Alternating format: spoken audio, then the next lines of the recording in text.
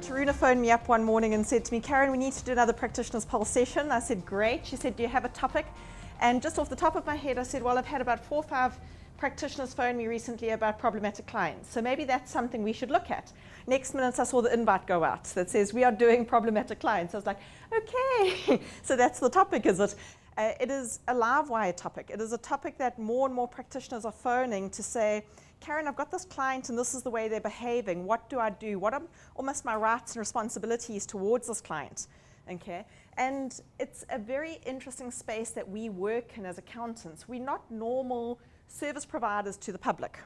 Okay, this is something that I've come to realize in pondering this matter over the last couple of weeks is we are not a normal retail service provider, manufacturer type client relationship to there's the client, here are us. And we have a very different relationship with our client. Okay. I know Jean-Philippe and I, we've had many glasses of wine and spoken for many hours about the fact that one of the skills accountants need, and sometimes we don't always have, is a grounding in psychology. Okay. That we actually really do need to be able to counsel and talk to people because people will tell you all sorts of things, but have you ever noticed how defensive people get the moment you start talking about money? And even with ourselves and everybody else, the moment you start to, the conversation of anybody, ask people one question, how much do you earn? And you see a flip side in the way they behave, okay? Because that makes people feel vulnerable, okay? It makes people feel very uncomfortable often, and the moment you go into they see it linked to their value and their worth. Okay. Now you throw us accountants into the middle of that, which generally means we have to have a level of emotional intelligence, I think for many of us has never been a priority in our training. Okay. I think we naturally have it because of the leaders and the people that we are. Okay. But it's not something that's ever been focused on. And I think that's sometimes when we meet up against these personalities and come across these issues, it can be quite tricky and difficult to work with at times and quite emotional. Okay, I don't think any of us leave an encounter with a client that, that we feel that we've been wrung out by the end of it. Okay, so when I was sitting thinking about how do we deal with this, and as I said, I'm often the sounding board, where these stories and this came to me as people phoning me either in frustration, as in, Karen, you won't believe what I had to deal with today, okay? Or, Karen, what do I do? Or, you know, Karen, can you believe it? This is what these clients are threatening me with, okay? So it's this place of safety, I think, I've become to a couple of clients, and I sort of wanted to bring it to a broader audience. At the same time, when I was putting this together, I wanted a bit of a positive spin on this, okay? When I was sitting there thinking, problematic clients is quite a negative way to start a Monday morning. Okay, we have enough negativity floating around. My WhatsApp messages, and I've already been bombed by a couple of people that I know on challenges at like 7:30 Monday morning.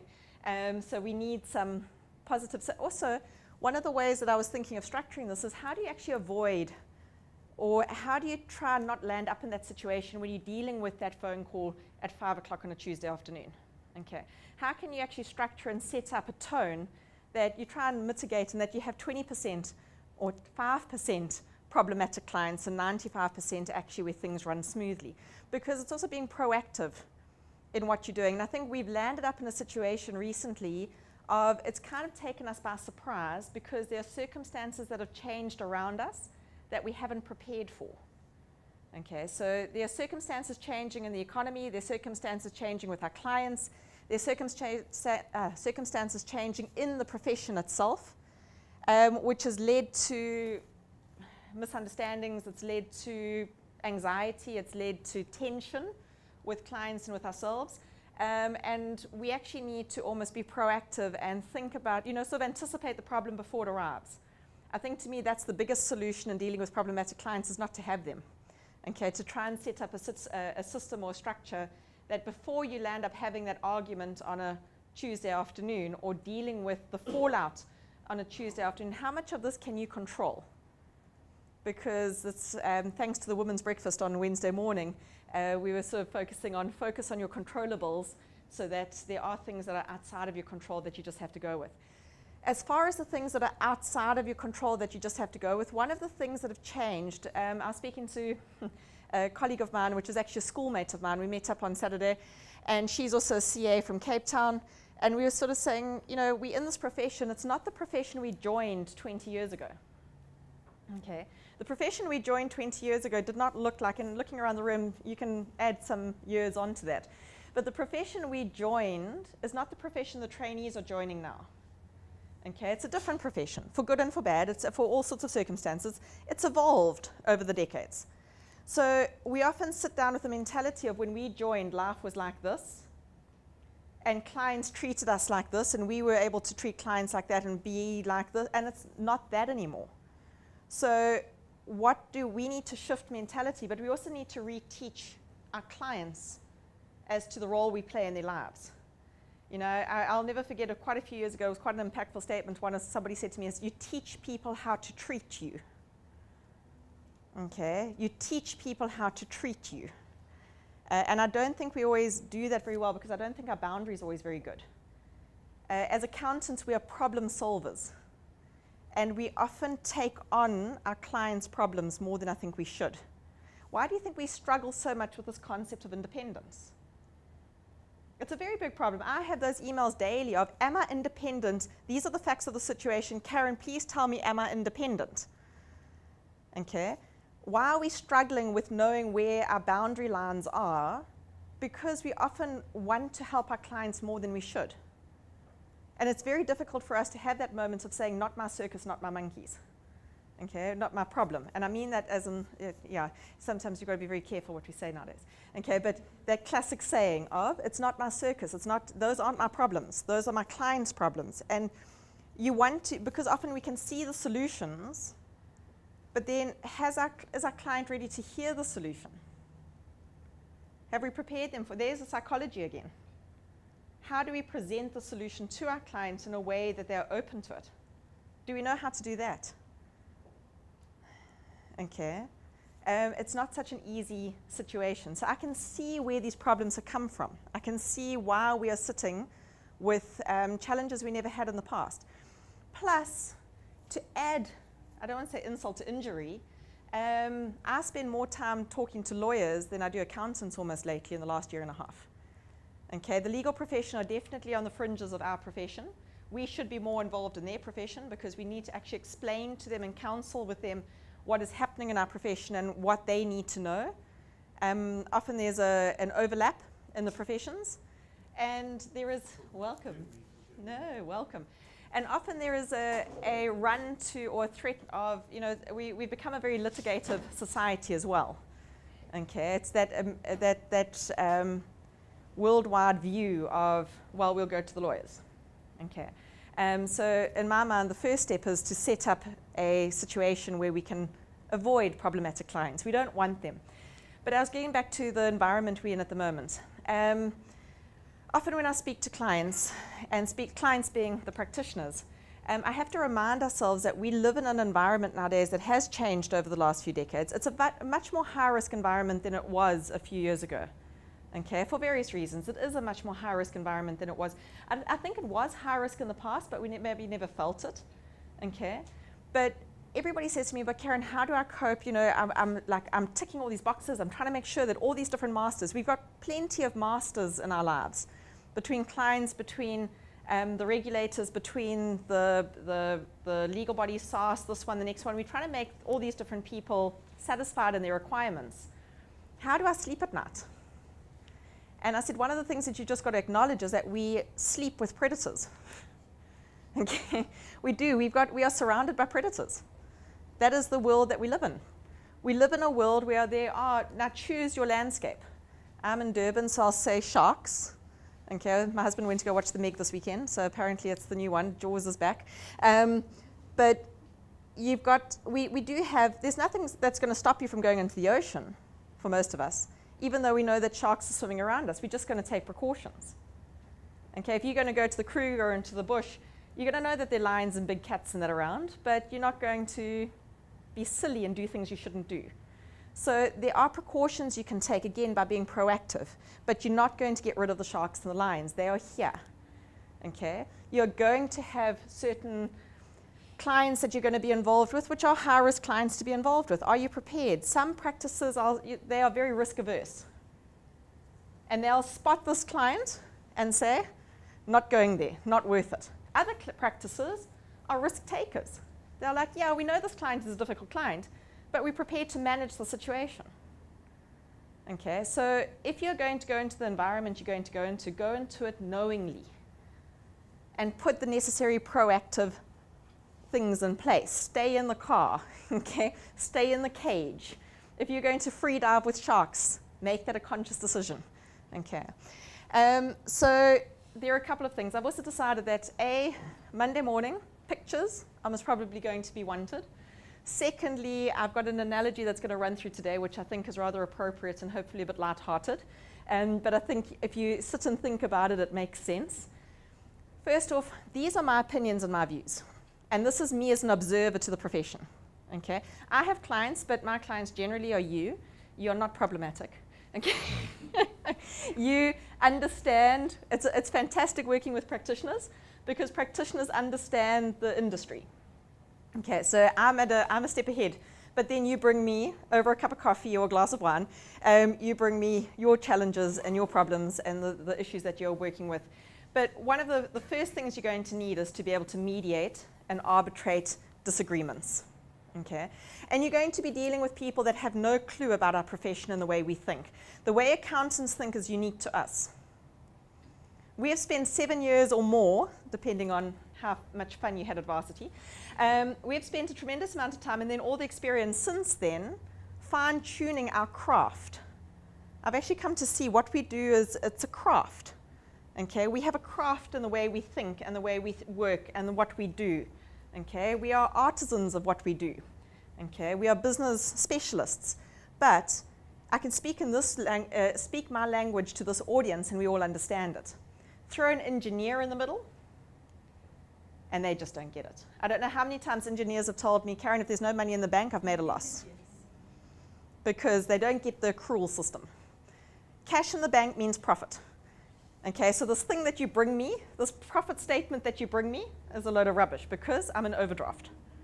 Okay, I don't understand what you're trying to explain to me. I don't understand because they work with a different discourse. They work in a different space. They work with very concrete ideas and concepts. Okay, then you go to, it's the 1 + 1 joke.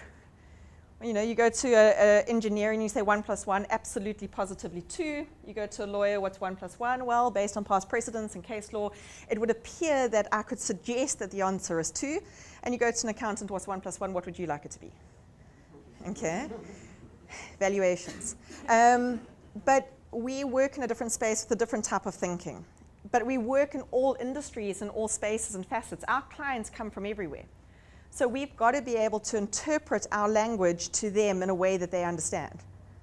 Okay, the first problematic client you're going to have is one that doesn't understand the message you're trying to get across to them. Okay, whether it's good news or bad news. Okay, so just because you're right does not mean that I am wrong. We just see things from different sides. You're either getting a 6 or 9, an M or a W, an N or a U. You can use various different things, but I think one of the first things you sit down and say to people, I'm coming at this from a financial perspective. You're coming at it from a technical engineering perspective. They are not the same thing. Okay, they play different roles in life. So there's a very important space to sit down and just, my other favorite one is, one of the biggest mistakes we make is assuming other people think the way we think. Okay. When you go out to commerce and industry, you realize how lonely you are as an accountant. Okay, any of us have spent time in commerce and industry, you are lonely. Nobody else gets you. Okay, your jokes fall flat. Okay, you are that odd child in life. Because, and until then you bump up against another accountant and it's like you've come home. Okay, because somebody else understands you. Okay. And that is one of the problems I think we often also face, is that when you're trying to, you can see a problem or a solution incredibly clearly, and your client doesn't get it. Okay, they just don't get it. So we've got to step back. The responsibility rests on our shoulders to step back and say, well, how can I explain this to them? You know, I spend quite a bit of my life lately, in the last 2 years, I've been spending quite a bit of my space between directors and auditors. I joke and say, you know, I'm calling myself the interpreter, because I spend time with boards of directors who are business orientated, and then the auditor on the other side, and sort of saying, okay, well, this provision for doubtful debts, this credit loss allowance account. Okay, the auditor wants this, but this is what you're doing. Why is it that there's a mismatch? Why? At the end of the day, they're both actually doing the same thing. They're wanting the same thing, but the client doesn't understand what the auditor is expecting of them, and the auditor just can't seem to get across to the client, this is what I need you to think about and to do. And it just needs a change of perspective. Okay. One of the challenges we have now, especially with the auditing profession, is you sit with an independence issue of not sometimes being able to have the conversation you need to have, and the client doesn't understand what happened. You were his best friend. You were helping him. You were holding his hand. You were walking down this hard, rough path with them, and then suddenly you abandoned them. Wow, where did you go? Okay? And they don't understand. As much as you try and explain to them that there's this independence issue, there's the Companies Act, we're not allowed to do this anymore, we've got to put our Bentley belt on, and we've got to have the space between us now. It's for our protection and for your protection. And they just see that you have abandoned them. Okay? And now they're upset because now somebody else has to come and explain this to them. Okay? And then they start forming an attachment to this other person. Okay? Because this other person is holding their hand and working with them, and then you become the enemy. Okay? And then you're wondering, why is it that I'm getting the cold shoulder when we were best friends before? And then you remember familiarity, you're not allowed to be best friends anymore. Can you start to see how the environment has changed? I remember about a couple of years ago when the Companies Act first came out, and we were going around with the ethics code and we were talking, one of the practitioners turned around to me with a very solemn face and said, Karen, you've just ruined my entire business model for the last 20 years. Because I used to sell myself as a one-stop shop. That was my strategy. That was my marketing strategy. I am a one-stop shop. You can come to me and I will solve all your problems, and you just go away and sleep well at night. I can no longer do that for my clients. And the clients are feeling it. They don't know why they're feeling it, but they do feel this pull away. Okay? And it's about relationships. Okay, so there's a change. We understand within the profession why we've had to do it. We're not happy about it. We've got challenges about it. I always say you can spot an external safeguard to our ethics when we are unhappy about it, because that's where we've had something imposed on us. Now, can you imagine if we're unhappy with it, how the client feels? Does this make sense? Because I think often if you know why do you have, when I was sort of going through this and ruminating about it, why do we have problematic clients? Because if you know the why, then you can know how to fix it or how to deal with it. Okay. And there's certain thoughts you've got to keep to yourself. And as I said, there's a language that accountants have that we can express things in a way nobody understands, and we can use it to our benefit sometimes, okay? Because we can fling shade like nobody's business. Keep some thoughts to yourself, because no matter what you're thinking, don't stir the fire. It's a really bad Monday morning when I don't see a single smile on your faces. I thought this was pretty good. Okay, I hope you're a depreciating asset, because I'd love to adjust your entry. Okay, that is most probably the way an accountant can very politely sort of tell somebody, I'm not very happy right now, okay, and I'm not very intrigued by the situation. And there are certain thoughts you do have to keep to yourself. There's a fantastic Facebook page which is I'm an Accountant, and every now and then they put up some really good memes, but we have to be professional in our behavior. And I think that is one of the reasons I'm the venting space, because sometimes you just have to get on the phone to somebody and release the tension, because in front of your client, you have to keep it all in. Isn't that the hardest thing? I had one client say to me, they were at a supper, and a client was at the dinner, but they didn't realize that she was a partner in the practice. So obviously there was a client to the practice, but with one of the other partners. So this client had no idea that she was a partner to the practice. And this client was venting very publicly about what they thought about this practice. Okay? And she was sitting at this dinner, and this person had no idea who she was. okay, because it was a social event. And she said, you know, Karen, I had to go to the bathroom and I had to go and breathe. Okay, and I couldn't say anything back because of confidentiality and I couldn't defend. I couldn't like stand up and shake my fist and say, but you didn't get your stuff to us on time and you didn't do this. And all of this that you're complaining about, actually you were party to the problem. You've got to keep things to yourself. Okay, you can't retaliate. There's that professionalism that you have to keep. Okay, Monday morning you'll be speaking to your partner in the partners meeting and saying, by the way, you might want to manage this client a bit better because, you know, when somebody's unhappy, they tell 100 people. And there's your reputation. But in that situation, there are thoughts you've got to keep to yourself. Okay. Although I must say, having a discourse of our own, we can be quite subtle sometimes, and it can sort of go over a person's head, but still. Okay, you just need to have another accountant at the table that go, wink, wink, nudge, nudge, I know what you mean. Okay, but we've also got to be, we can't feed the fire. And I think that adds to our stress because sometimes we feel it's very unfair. These clients that come at us and attack us for things that are not our fault, VAT registration at SARS, okay, we are trying, although it is better, I believe, nowadays, but we are trying. It is a 6th visit. There's a giggle room that somebody, every time we go there, there's a different requirement and a different need and something we didn't anticipate. But we are doing everything we can. We're dealing with red tape and regulators. We are trying to be professional and get what you need, but the client is agitated. They're trying to get a tender. They're needing that tax clearance certificate. They're needing this, they're needing that. And they see you as the stopgag in the process. Plus, you can't charge them all your time because you said you would charge them so much for VAT registration, and you've just spent 6 hours trying to get it sorted out, which should have been a simple process. So our stress levels also get high, and there is the risk of us responding when we've got to hold it back. Okay, and that is what is your secret pleasure? Mine's running. Okay. My husband always laughs and says when I get home, it's like, you need to go to the treadmill. I'm like, uh-huh.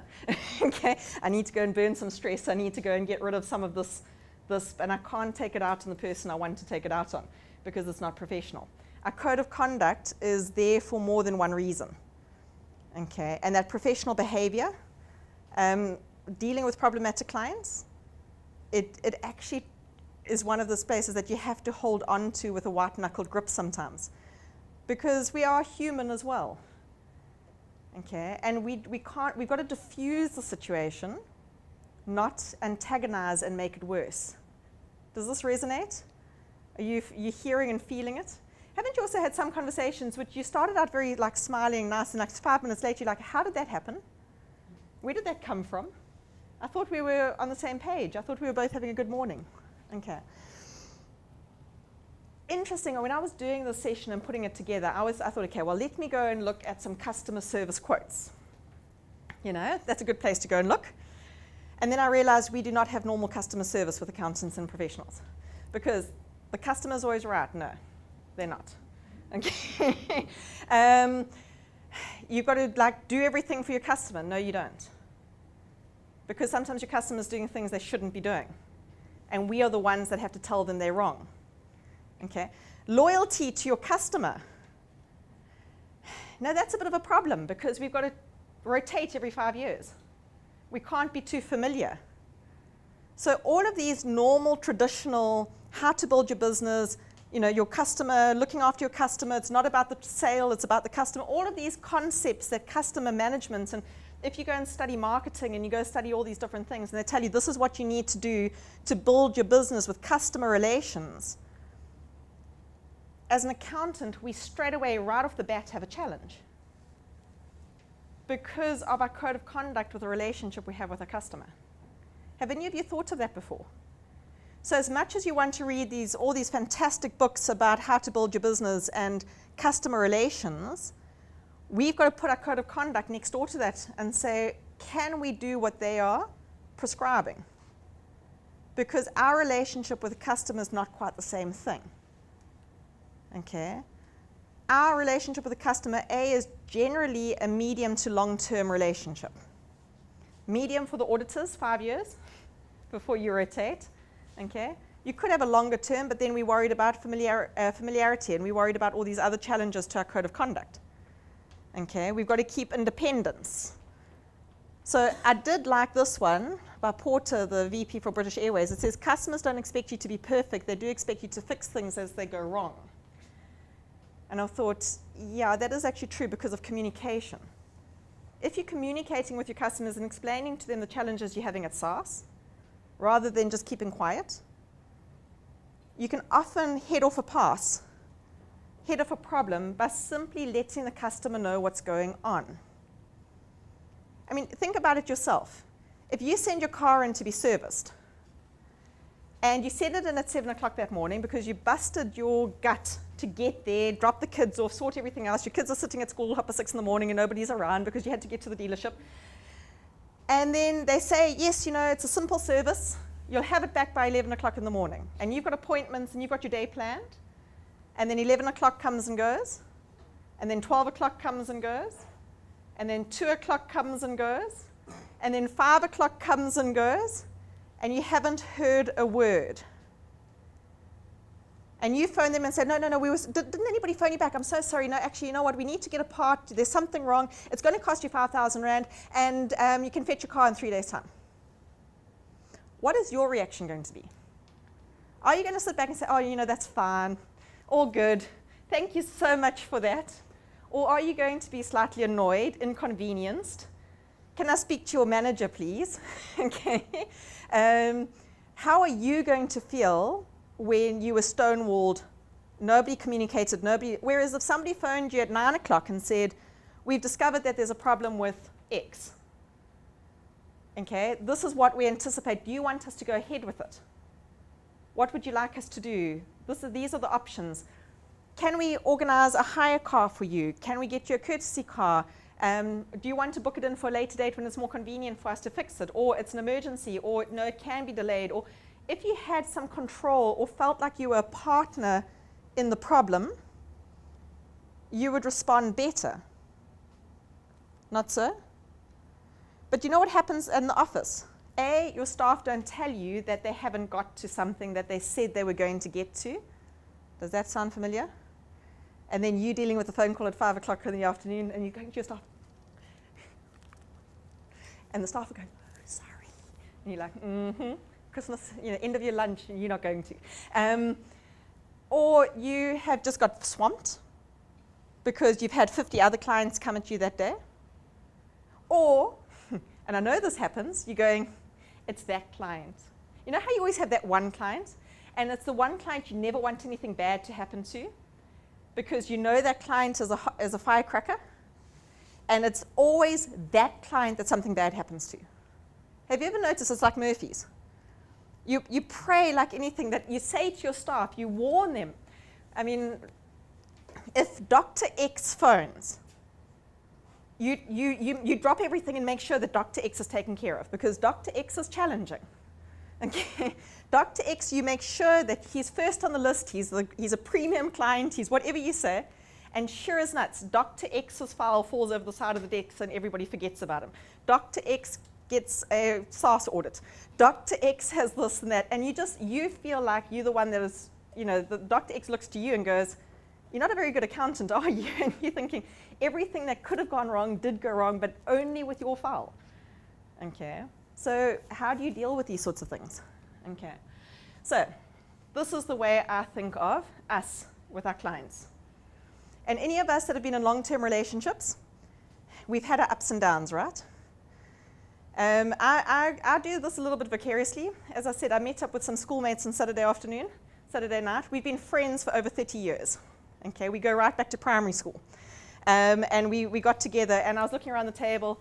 I'm the long old married. I've been with my husband for over 25 years and married for 18 and all the rest. Two are divorced. Others have had multiple relationships, partners and all the rest. So we were looking, everybody's had different relationships. By the time you get to this stage in your life, this is an interesting roadmap to follow. Okay, and everybody has had different partners and relationships and all the rest. And when I sat down and thought about clients, as accountants, this resonates.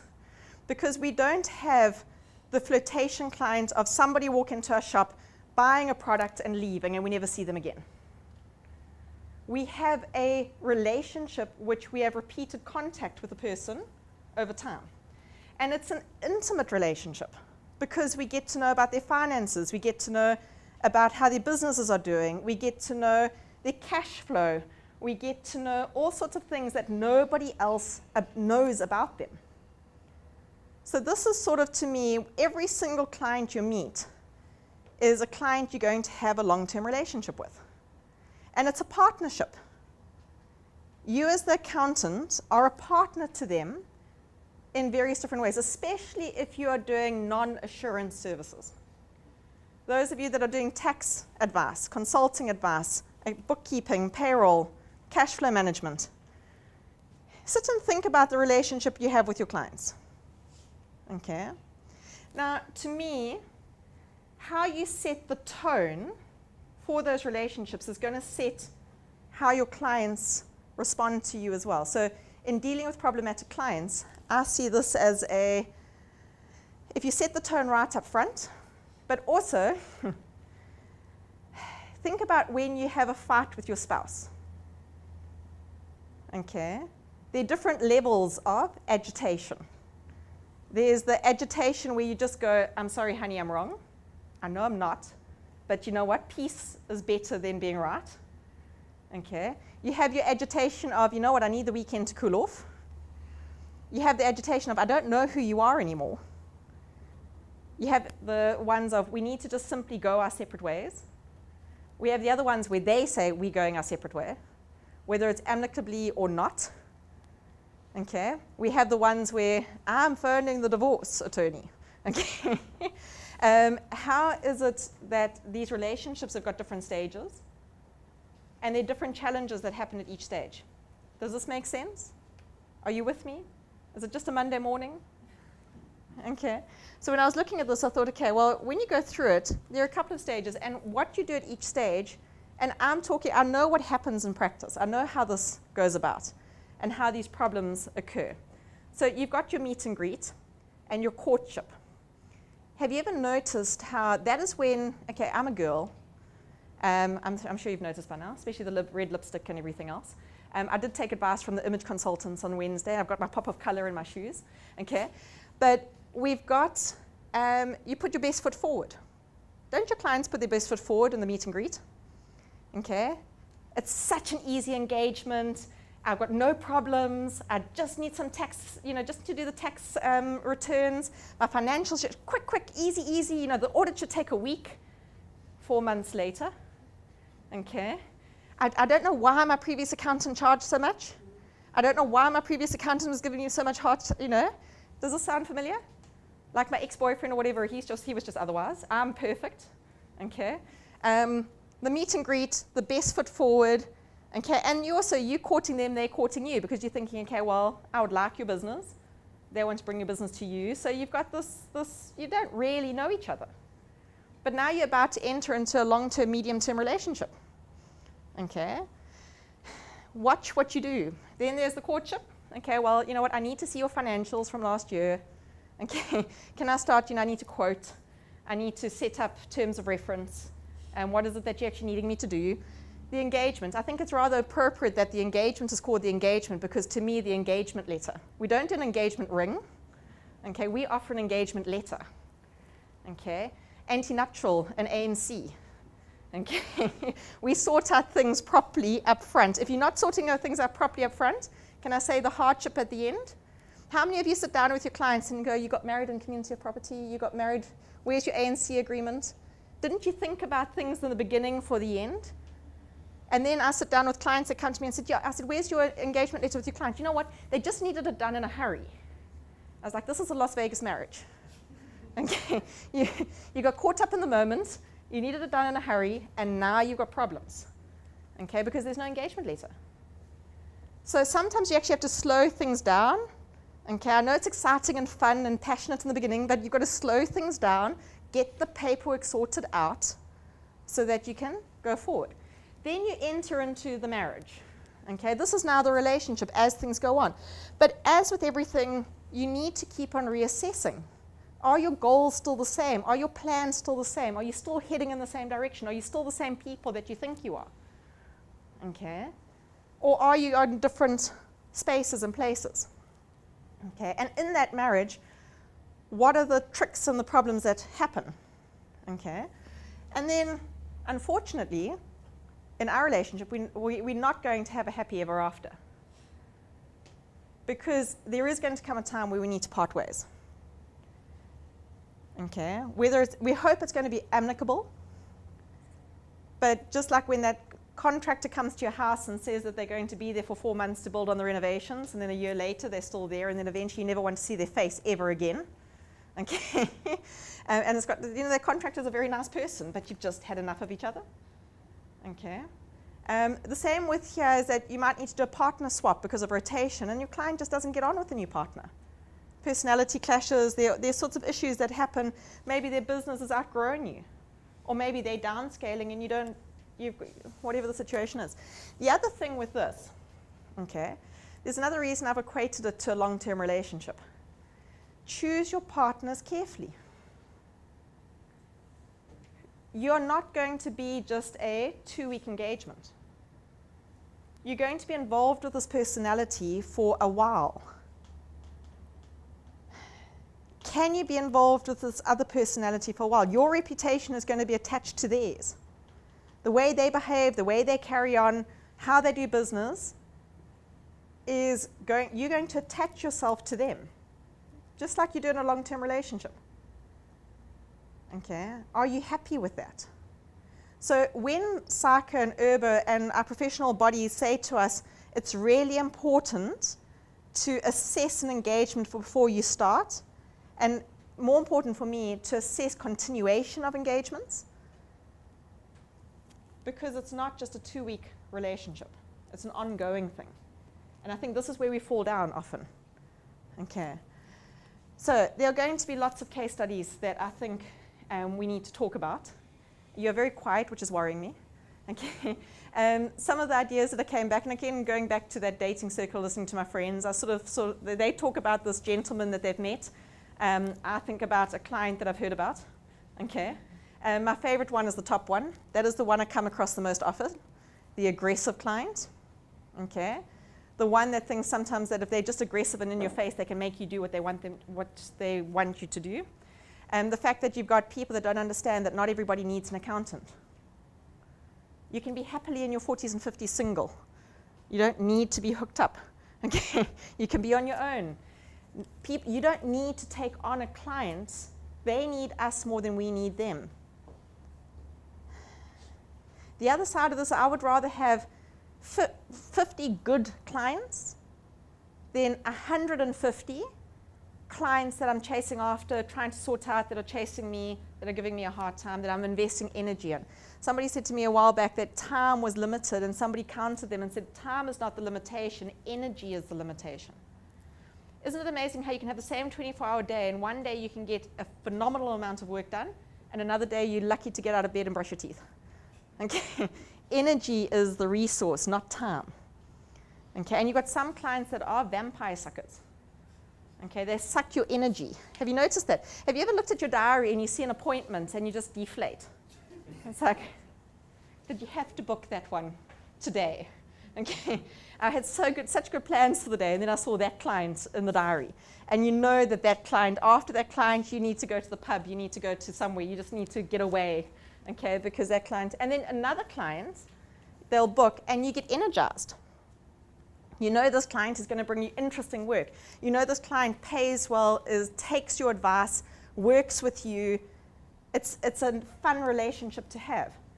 Who do I want you to book your diary full with?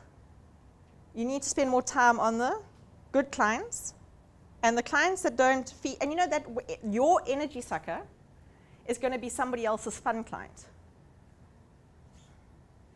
Have you ever noticed that? Especially you've got partners and then you sort of say, you get this client and you're like, personality-wise, we just don't mix. But then your partner goes, but he's so nice. I work so well with him. Well, then you take that client, I'll take this client. Okay, you've got to match where your energies are, because that's also where, when you're energetic, enthusiastic, excited, you're going to give your best to your client. Do you think your client is going to enjoy coming into the office when you are like, hi? I need to go. Okay. If your client does not feel like you're committed to the relationship, they're going to pick up on it. Okay, just by the way. The needy client. We also know this client, don't we? The one that can't take 2 steps out their front door without phoning you. Like, should I do this? Should I go left? Should I go right? And then, I don't know, I've had the clients where at 4 o'clock in the morning, I'm getting WhatsApps and SMSs. Okay? And then it's sort of like they just seem to phone you all the time, and they've always got to, there's got to be something. They've got to, you know, can we do this? Can we do that? You've done your job too well. Okay? They rely on you so much. But then, the funny thing about the needy client is when you send the invoice. And they don't need you so much anymore. Okay, because they suddenly realize that all that time you invested with them cost.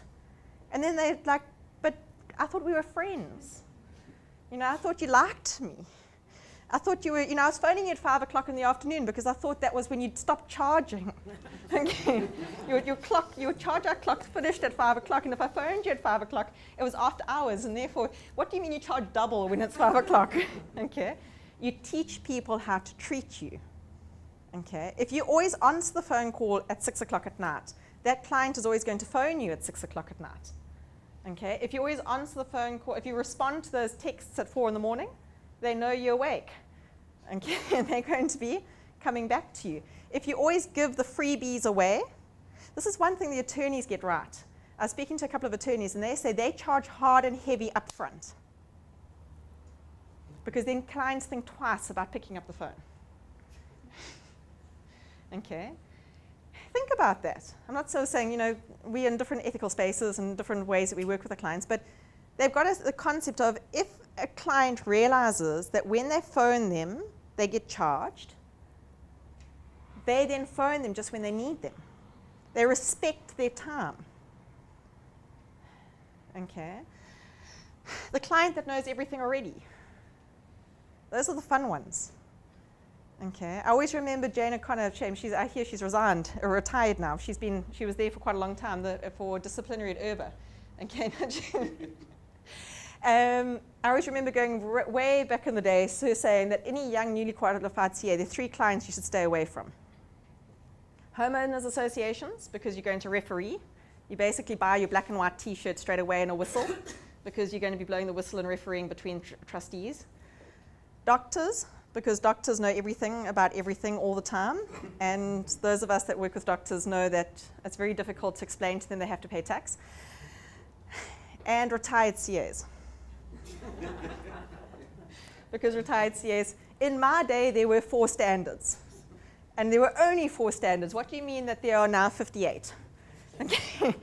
A debit and a credit has not changed since Pascali back in 400 years ago. And then you have to tell them, Jean's telling us now we're going to a single entry system. That just blows their mind. Okay. So you've got clients that know everything already. They've listened to News 24. Okay. They have watched this, and they've gone there, and they've Googled. Okay. And then they come and tell you what they want.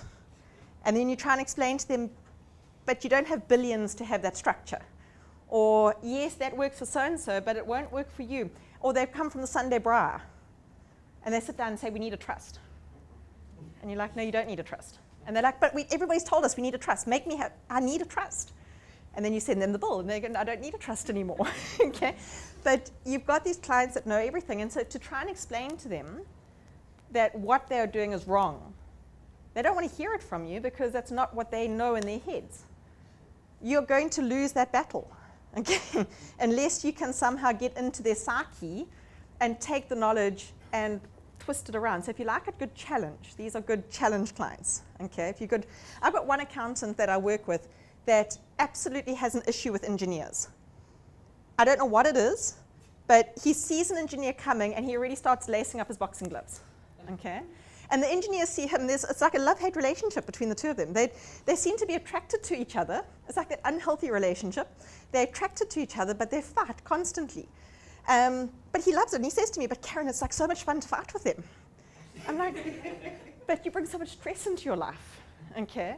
But he just enjoys it. And even all the managers sort of go, oh no, he's taken on an engineering client, here we go, okay? It's almost like he looks for a bit of spark in his life. The other favorite client, the lastminute.com client. You know, the one that is going to walk out, I bet you anything. What's today's date, the 13th?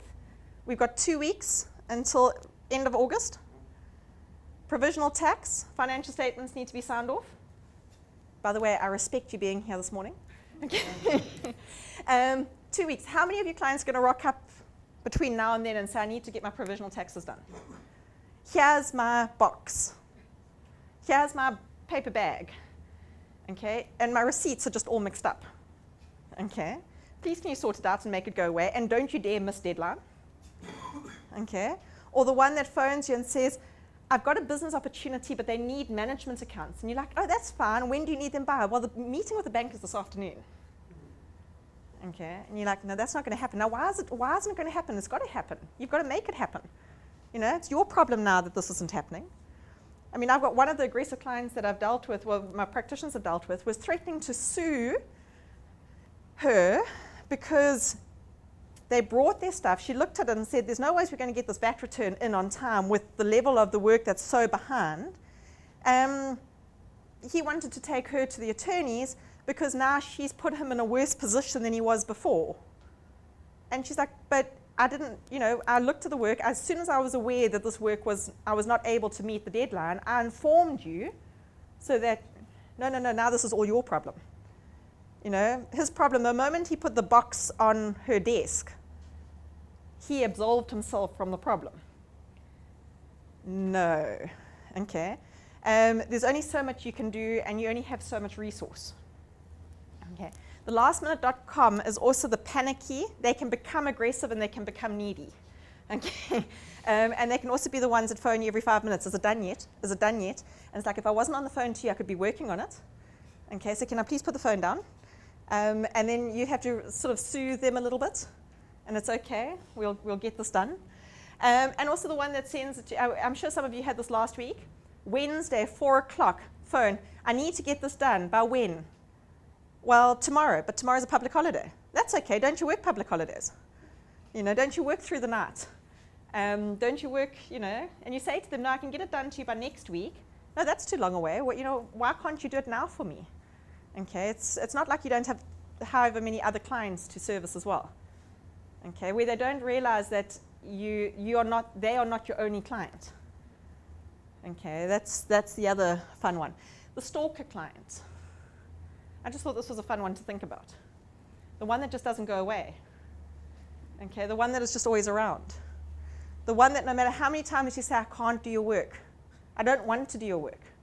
I'm unable to do your work. But you've always done my work. I need you to do my work. I like you. I don't want to work with anyone else. What do you mean I've got to rotate partners? I've worked with you for 5 years. And then you start to feel uncomfortable. Okay? And some of these stalker clients get quite interesting because they can cross over in your Facebook page to your personal Facebook page. Okay? And they can start getting a little bit too involved. And you start, I believe it or not, they happen. Okay? Maybe I come from a small town, but the stalker client, the one that just is a little bit too there, around, and you can't get the distance that you need from them. Okay? We've got this problem of independence, even if you are an advisory professional. So if you're not doing a test, if you're not doing assurance, we still have to maintain a professional distance. Okay? And then you get these clients that just don't see that.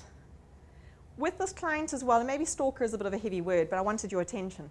What about the client that then invites you to, oh, come out for drinks with me on a Friday night? Come to my kid's birthday party on Saturday morning. You know, let's go away, let's do this, let's do that. And maybe you get along really well with that client.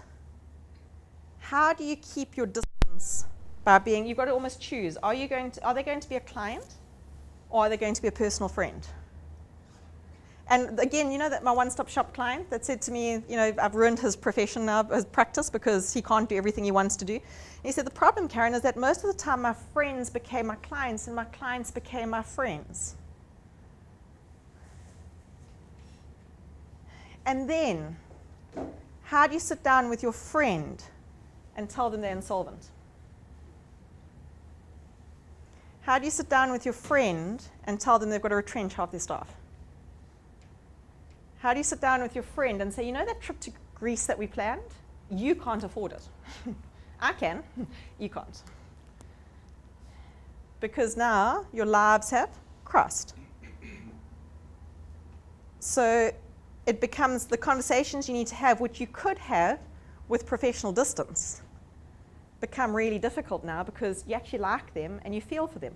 That's also where you land up with a needy client sometime as well, because they're your friends and they think that, well, the other client is the, well, not client, but the personality is where they want free tax advice everywhere you go. You know, you can start to understand. I sometimes laugh when I go to parties and they say, Karen, what do you do? And I say, I teach. Okay? Because sometimes I'm just not in the mood to deal with discussing the financial policies of the country, what is happening in the latest budget, what, you know, you land up with this whole conversation for the whole kids' party about all this stuff. And sometimes, you know, actually I just wanted to go sing happy birthday to the 5-year-old.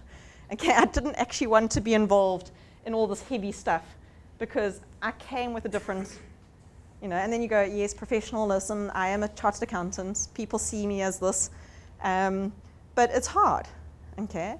But then they're also your clients, and your clients are you, and it gets very interesting, okay? Is this knocking on doors here? Are you recognizing some of this? The ultimate, and you see, I even found a Saica meme, okay? Name's always on about us using Facebook and Twitter and Instagram while we're in training. Surround yourself with assets, not liabilities. Okay, you see, we've got our own language here. But it is very true. When you find your clients, find the ones that, A, are healthy for your practice. We constantly, I've got another one coming up. That one. Okay? We are constantly complaining about how much work we have. We're constantly saying that we are overloaded, overwhelmed. This next 2 weeks, I'm guessing you're going to average about 2 to 3 hours sleep a night. Okay? Because just to make deadlines, it's just going to be a rush. Okay? All of us, I know, because I know that all my accountants take leave in the first week of September, and generally, Carmen and I joke and call it the accountant zombie look. That's straight after prop tax season. Because you bump into an accountant and they've got this sort of very pasty, pale, lack of sleep, jittering from the coffee overload, okay? And you say to them, are you okay? Your prop tax season just finished. Okay, and you're like, okay, just take a breath. So we are working, and people have also said to me often in recent times, we don't have our lull periods anymore. We are flat out non-stop.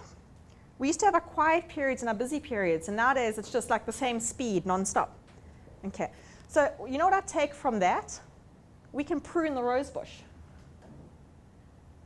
I think a really important thing is to go back to our client lists and reassess our clients and say, well, which clients are our ones that feed us, pay nicely, we're happy to work with, we see a good long-term relationship with, and which clients just actually suck the life out of us.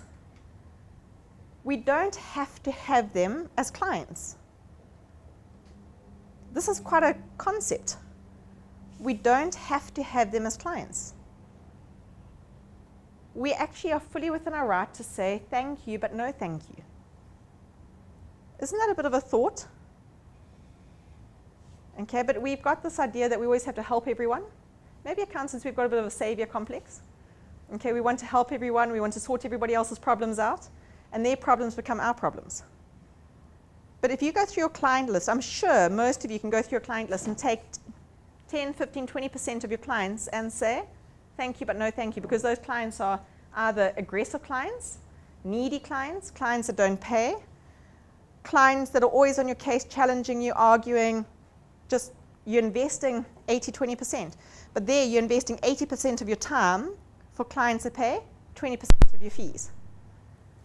That's the wrong way for the ratio to work. The other side to it is, and I'll get to it now, is are you spreading yourself too thin over too many places? Because if you go back to your code of conduct and say due care, if you're going to give due care to your clients and give the best to your clients, do you have time to actually spend on the clients to what they deserve? Or are you just pumping everything out just to get things done because there's so much to do? So if you've got that balance, how did you land up there? Okay.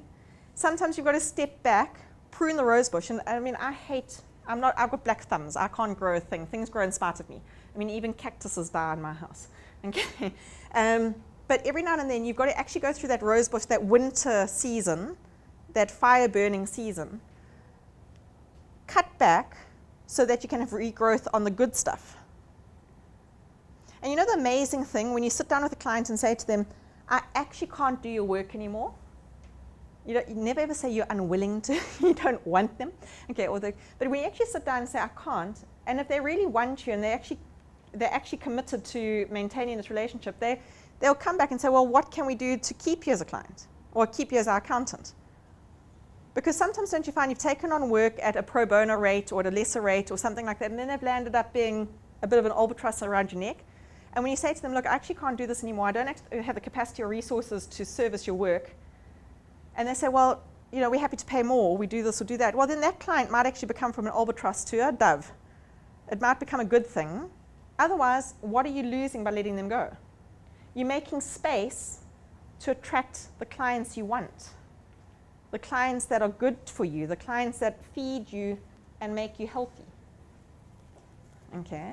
But sometimes we're too scared to prune the rose bush because we don't have faith that the blooms will be more beautiful in the next season. Okay? But we are working ourselves into the ground, and I think most of the time we're working ourselves into the ground for clients that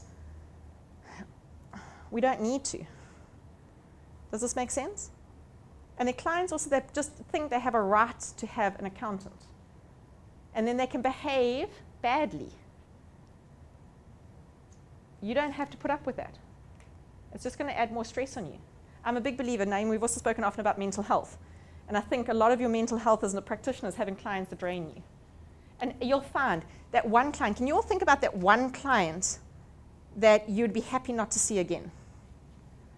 And if you actually have to say goodbye to that client, and except for auditing, most of your clients, you can withdraw from that engagement relatively simply. Okay? You've got certain promises that you've got to keep and certain places you've got to get to, but most clients, it's except for auditing, where to exit the engagement might be a bit more difficult because you've got to get to the end of the engagement and sign your audit report. Okay? But with consulting and tax advice and compilation, bookkeeping and all the rest, you can actually exit a lot easier.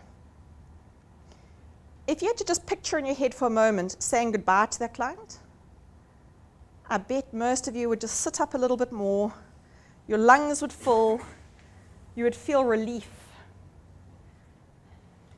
Yes, no? Okay. So, for the ones that you can't say goodbye to or you don't want to say goodbye to, because although you might have a challenging, there's some relationships that start off a bit rocky, but then when you sort out the misunderstandings and you sort out the challenges and you get things sorted out, at the end they are good relationships to have. So some relationships, if you look at the long game, you're prepared to put out, I'm not saying run away, I'm not sort of saying get out of everything, I'm just saying some relationships are worth the work. Okay, some relationships, it's worth putting in the time and effort to get them to understand, to get them on the right track, to rehabilitate sometimes. Okay, sometimes your clients just don't know that this is the way they need to behave or this is what they need to do, but once they understand and once they see the benefit, then it's then they'll do anything and everything to work well with you. So I also like this picture because I think sometimes that's how it feels. It feels like you're pulling against each other, you're fighting with each other, but this is where our strategy and our leadership and our analytical thinking needs to come in to get down to the bottom. Because with some of our clients, we can actually get to a situation that we both benefit. Okay. But the point being is at the top, and please note in all of this, the donkeys are attached to each other. The reason you've got the problem is that the donkeys are attached to each other. And that is your relationship with your client. You're not separate from each other. I mean, we often talk about reputation being linked to each other's. That's why you've got to choose your clients carefully. Okay. And sometimes they just have a bad day. Okay. Can we also acknowledge that? Sometimes your clients just have a bad day. The bank phoned, their staff gave a hard time, their spouse was complaining about something in the morning, and then you phoned with the provisional tax and said, please sign here. And you were just the one that received it. Okay. Just keep that in mind as well. Okay. So I must just keep an eye on time because I know that you'll want to have a break for some coffee, but set yourself up for success. Now, this is something Naeem was talking about when you were saying that there's youngsters that are coming to set up practice. If you go back to your early days, for some of us, that was a long time ago, and for some of us, not so long. But if you're about to go out into the dating world or into the courtship world, and you're about to go look for these other partners in your business or wherever it is, don't you have to set the right tone? Okay, because one thing I've learned is that like attracts like. Okay, like attracts like.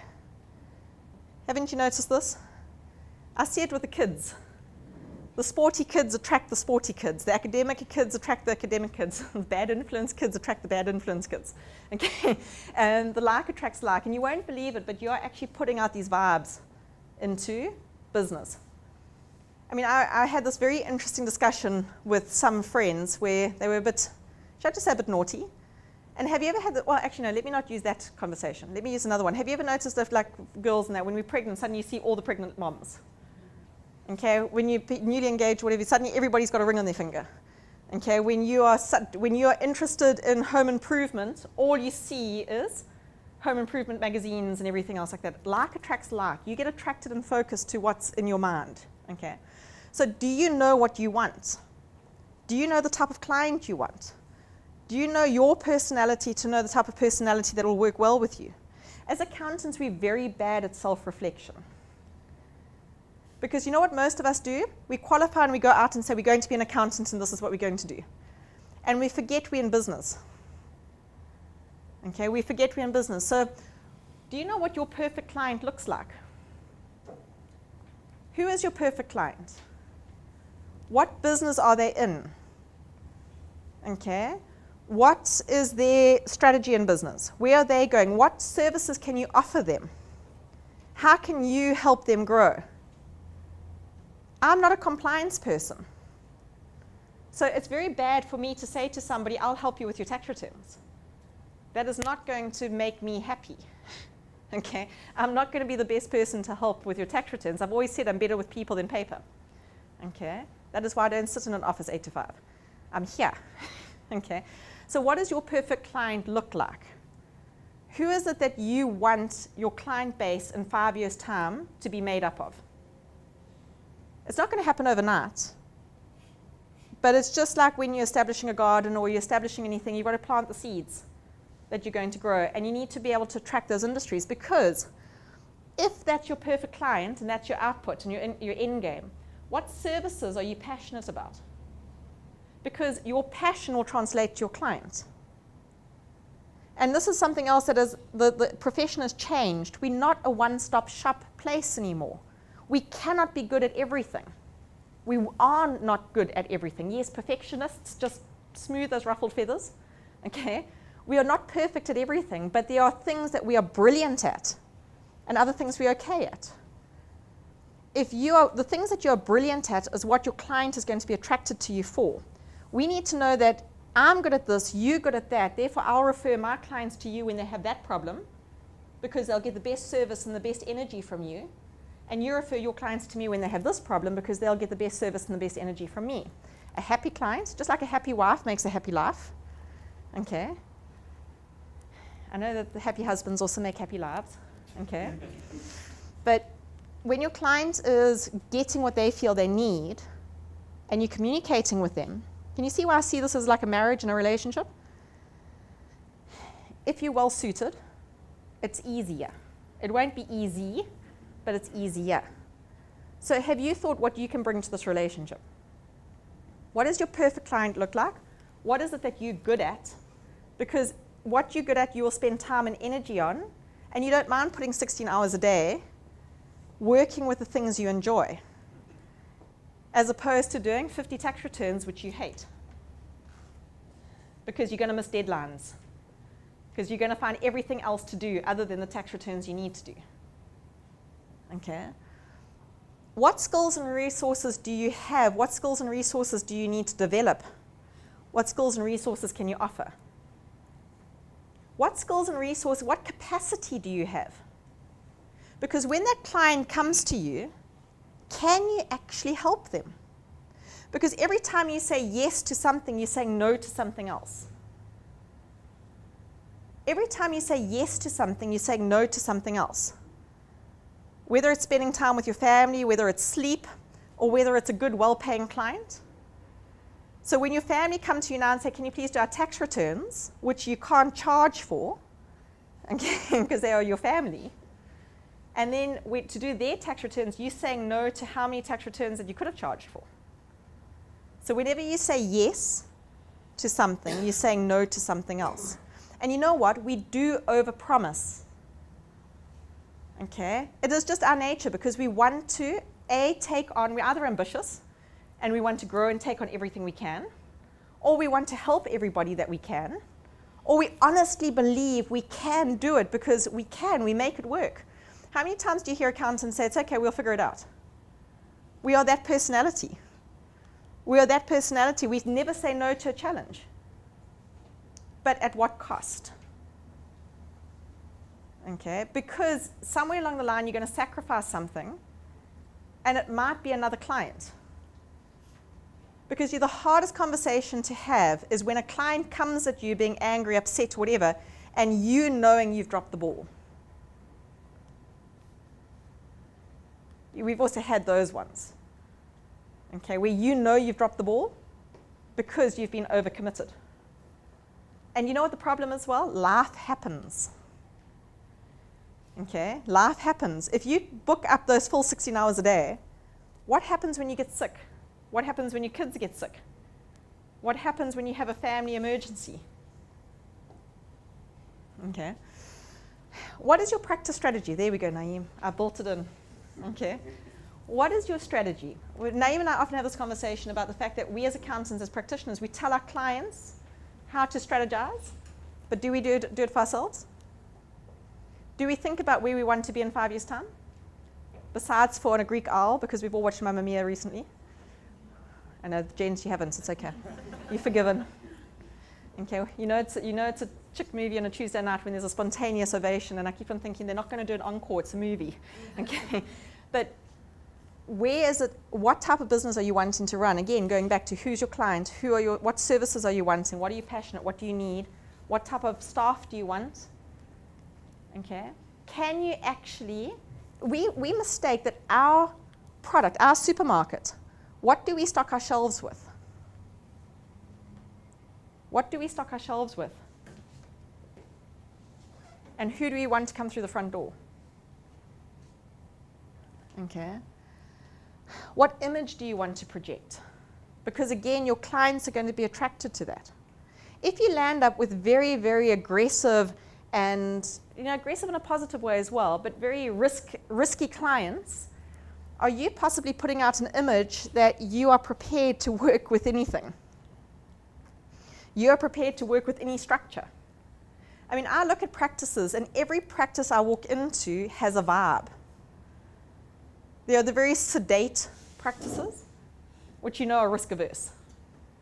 Okay, if you were a young entrepreneur in a tech upstart or startup, that young tech startup would walk into that practice and go, no, this practice is not for me. Okay, whereas if they walk into another one, they go, no, these people are my people. So that's where I say like attracts like. So what image are you projecting? Because the image you project is the client base you're going to get. Every ethical dilemma has an economic consequence. So if you've got very high, and I hope you do, standards of ethics, you'll also attract a client base that wants an accountant with good ethics because they want to sleep well at night and are prepared to pay for it. Okay? I won't talk about the other scale. Okay. Big question here. Do you know what you're worth? In the accounting profession, I think we often worry about the fact that we know what our clients' balance sheets look like. And then we don't charge our time. We don't know what we're worth. And then we land up with other challenges. Plus, we deal with liquidations and insolvency cases and all those sorts of challenges. And then we take on clients that can't pay us. Clients that are desperate, clients that are emotionally anxious. Okay? we've also got to realize that in order to slow things down and do things properly and give our best to our clients, we actually have to charge what we're worth and add tax. Okay. If you think about the other professionals around us, they don't seem to have the same compassion and empathy about their clients' balance sheets because they're aware of the service that they are offering their clients. And a lot of our stress comes from that. We also sort of say, we say that an audit, for example, is a grudge spend. But if you give the service to the clients, that they see the quality of what they're getting, the image that you're projecting. There are ways to work with this. Okay, but there's also communication. Okay, the one question I say to people, just to make you stop and think about this, because I think fees and charging becomes a problem as well, and it's always a niggle spot.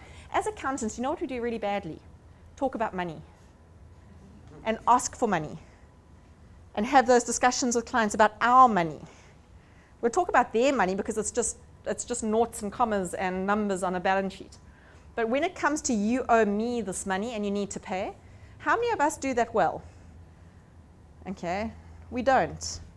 We don't. Have you noticed that? It's like a cobbler's kids that doesn't have shoes. Okay, we struggle with this. But if we communicate up front and discuss what we're worth, I use this example just to make you stop and think a little bit, because CAs, we are valuable. We are experts. Okay? People come to us because we are quality. And we need to maintain that. But what you charge communicates your value as well as how you value yourself. If you had to go into a hospital or medical practice, you need a surgery, you need an operation, and you walk into one surgeon's office and they're charging you 5 times medical aid rates. And you walk into the surgeon next door and they're charging you below medical aid rates. Can I just ask, which surgeon do you want to perform the op? One that's good, but which one do you think is good? There is a psychological trigger that you're going to go with the one that charges 5 times medical aid rates because for some reason you think he's quality. There's a reason he's got to the place that he can charge 5 times medical aid rates. Because you're communicating and telegraphing your worth. Have you ever stopped to think about that? Okay. And then by charging what is right, I'm not saying going overcharge, I'm saying charging what is right, you also create the time to do the work properly. Because if you're undercharging, think about your to-do list. The clients that you charge premium and pay, their work, doesn't it somehow always fall at the top of your to-do list? Whereas your family's tax returns that you're doing pro bono, they seem to fall at the bottom of your to-do list. Who's going to get irritated with you? Okay. So. May I just say one thing? Yes. You seem to ignore the fact that your clients are assessing you all the time. Yeah. Before a client comes to me with research, everything about me, they come to me for a reason. So in other words, not just, sorry. No, go for it. No, I mean, Dennis is saying that when your client comes to you, they're assessing you. But that's... in mind, your example of a doctor who costs yeah. 5,000 I mean, I think I go to a doctor generally who is conventional, and all the clients kick him out, but I find a way to get the right side of it, and I think it's good. So you want in... It's not a question of price, yeah. it's a question of is it good or not, finish. And so is your doctor good or not? And I promise you, if you had to look, the doctors that are well recommended that are good, they don't charge medical aid rates. They are in demand. And it's the other part that I've also learned. What happens if the doctor is going to charge very little, and he works kicks him out of the hospital? Then you're not in Maritzburg. But one of the things as well is go back to Economics 101, supply versus demand. That's the other thing, supply versus demand. And if you want to be top quality, you're going to be in demand. And that comes down to reputation as well, and how you're perceived, and how you're seen, and how you handle your clients. And it's a strange little phenomenon. People are prepared to pay if they believe they get the service they want. This new generation, this millennial generation, is not always about cost. This new modern generation, they don't often care about what they pay so long as they feel like they're getting the service that they want.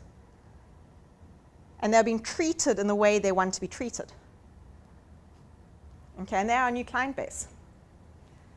So I agree. But as you said, just as your client researches you, Okay, I actually went to a client meeting the other day, and the MD turned around to me and said, Karen, I'm not too sure whether I'm interviewing you or you interviewing me. Okay, I said, well, at the end of the day, do we like each other? Because if we're going to work together, it's a mutual two-way process. So I agree with you. It's a two-way process. They are looking at us as much as we're looking at them. The fact that they've knocked on our door is a good sign. Okay, but you need to research your client. You know, there's a reason we've got standards on understanding your clients and getting to know your clients and client retention. Who is your client? Do some market research. Ask some questions. The days of the walk-in are gone.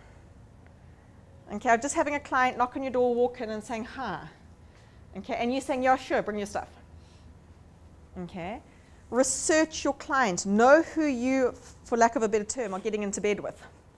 Okay, because you are about to become connected. Do you know who you're dealing with? There is nothing worse than waking up on a Friday morning and opening up the newspaper and seeing your client's name splashed across the front, and for the wrong reasons. Okay, understand the industry. Because you're not going to be able to assess your clients if you don't know the space they work in. Are they a rogue in the industry? Is that a good or a bad thing? Okay. Are you going to be able to give them their best? Are you going to be able to get to grips with the laws and regulations in the industry? Are you going to be able to mitigate your risk? The less you know about the industry, the more you are expanding your horizons in this work. And there's nothing wrong with doing new things or going into new industries. But know that if you're going to do new things and go into new industries, there's a risk attached that you need to spend time getting up to speed. Okay? The more you know and the more you understand, the more aware you are of what you are getting involved in. I always say year 2 is the scariest, because that's when you realize how little you knew in year 1. Okay? This is the biggie. Get a clear understanding of what your client is looking for, what they need. Okay, there's nothing worse than pulling on that string, and as you pull on the string, the whole house of cards falls down. Because they came to you just to, you know, sometimes they don't know. And those are the hardest ones. Okay, they come to you and they think they're just wanting to get payroll done. But then they don't know that they're not registered for UIF, and they're not workman's compensation, and then what about employment equity plans, and have they done this, and have they done that, because they don't know what they don't know. Okay, so what is it that you're good at? You need to be able to communicate to them and say, okay, this is what you're looking at, and then they come to you with this, and then you look at them and say, well, if your payroll is sitting at 800,000 Rand for the year, are you VAT registered? Because if you're sitting at 800,000 Rand payroll, then I'm imagining your turnover is over $1 million. Yes, no? So, you know, are you aware of what they're dealing with? Okay. What are they looking for? What services are they looking for? Do those services match up to what you're offering? Okay. What are the deliverables that they are needing from you? And big time important, by when? By when? Because they think they've given you plenty of time. 2 weeks, that's plenty of time. Yeah, but not with your other workload, not with your other deadlines, not with everything else that you need to do as well. And again, most clients, if you say to them, look, 2 weeks, I'd love to do your work and I'm very willing to do it, but I'll only be able to start your engagement in a month's time. That stops a lot of problems before they start. Okay. Potential conflicts of interest. Well, you are aware that your competitor is my client too. I know your industry and work in the industry, and sometimes clients are happy with that. But sometimes a client will not want to know that you are so-and-so's auditor as well, or doing their tax planning. Okay. What about, oh, by the way, I mean, I just had a recent one where client phoned up, chatting and all the rest, and she says, oh yeah, but my wife does this. And I stopped and said, hang on a sec, your surname is this? I was like, yeah. I said, is your wife by any chance Mandy?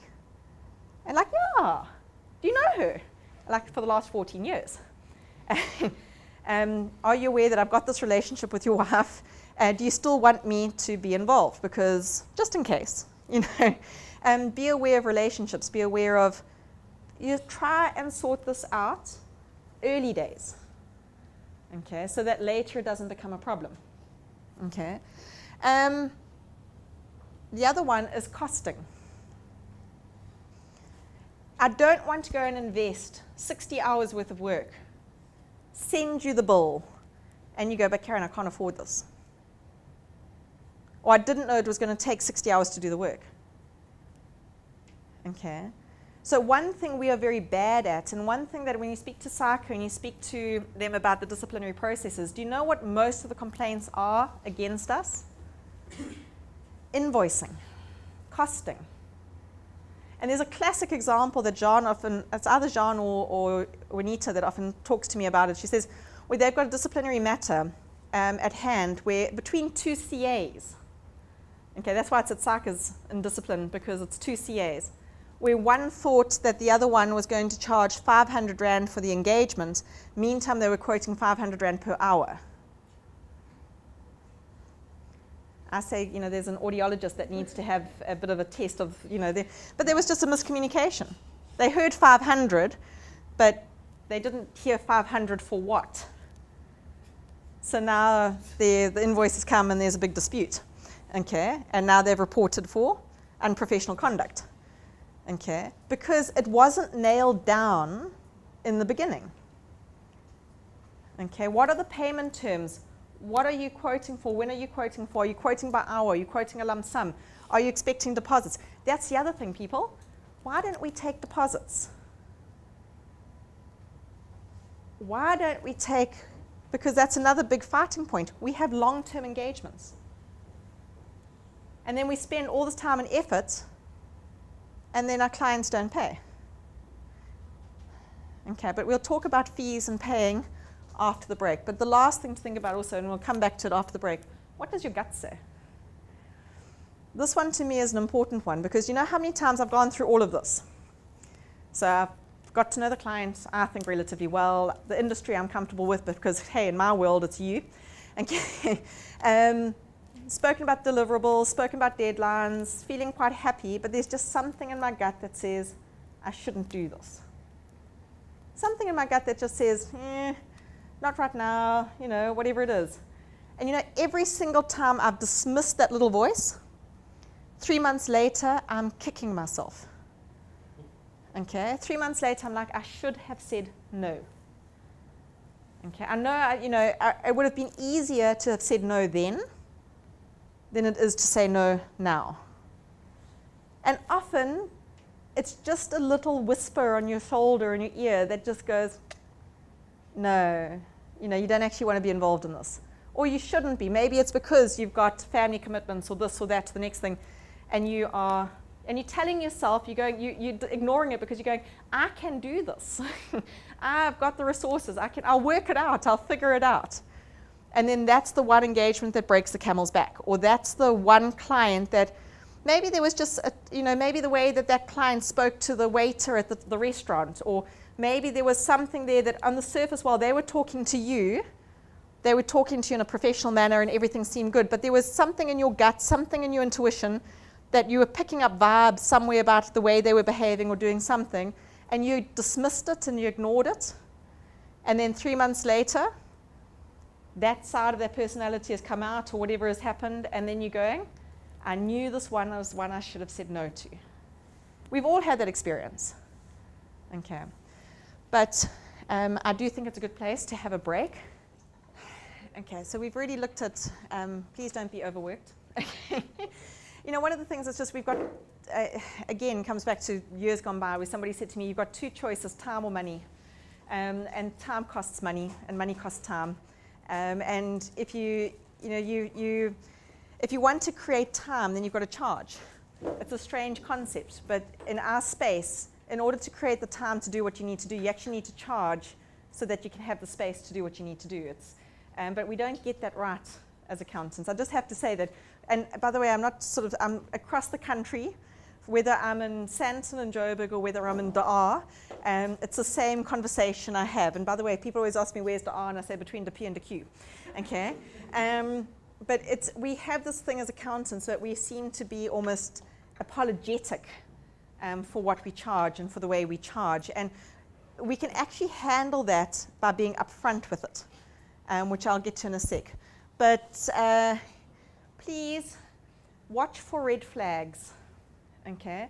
Like I said, the best thing you can do is sort out the bad apples before you start, okay? Because once you're stuck with them, you're stuck managing them.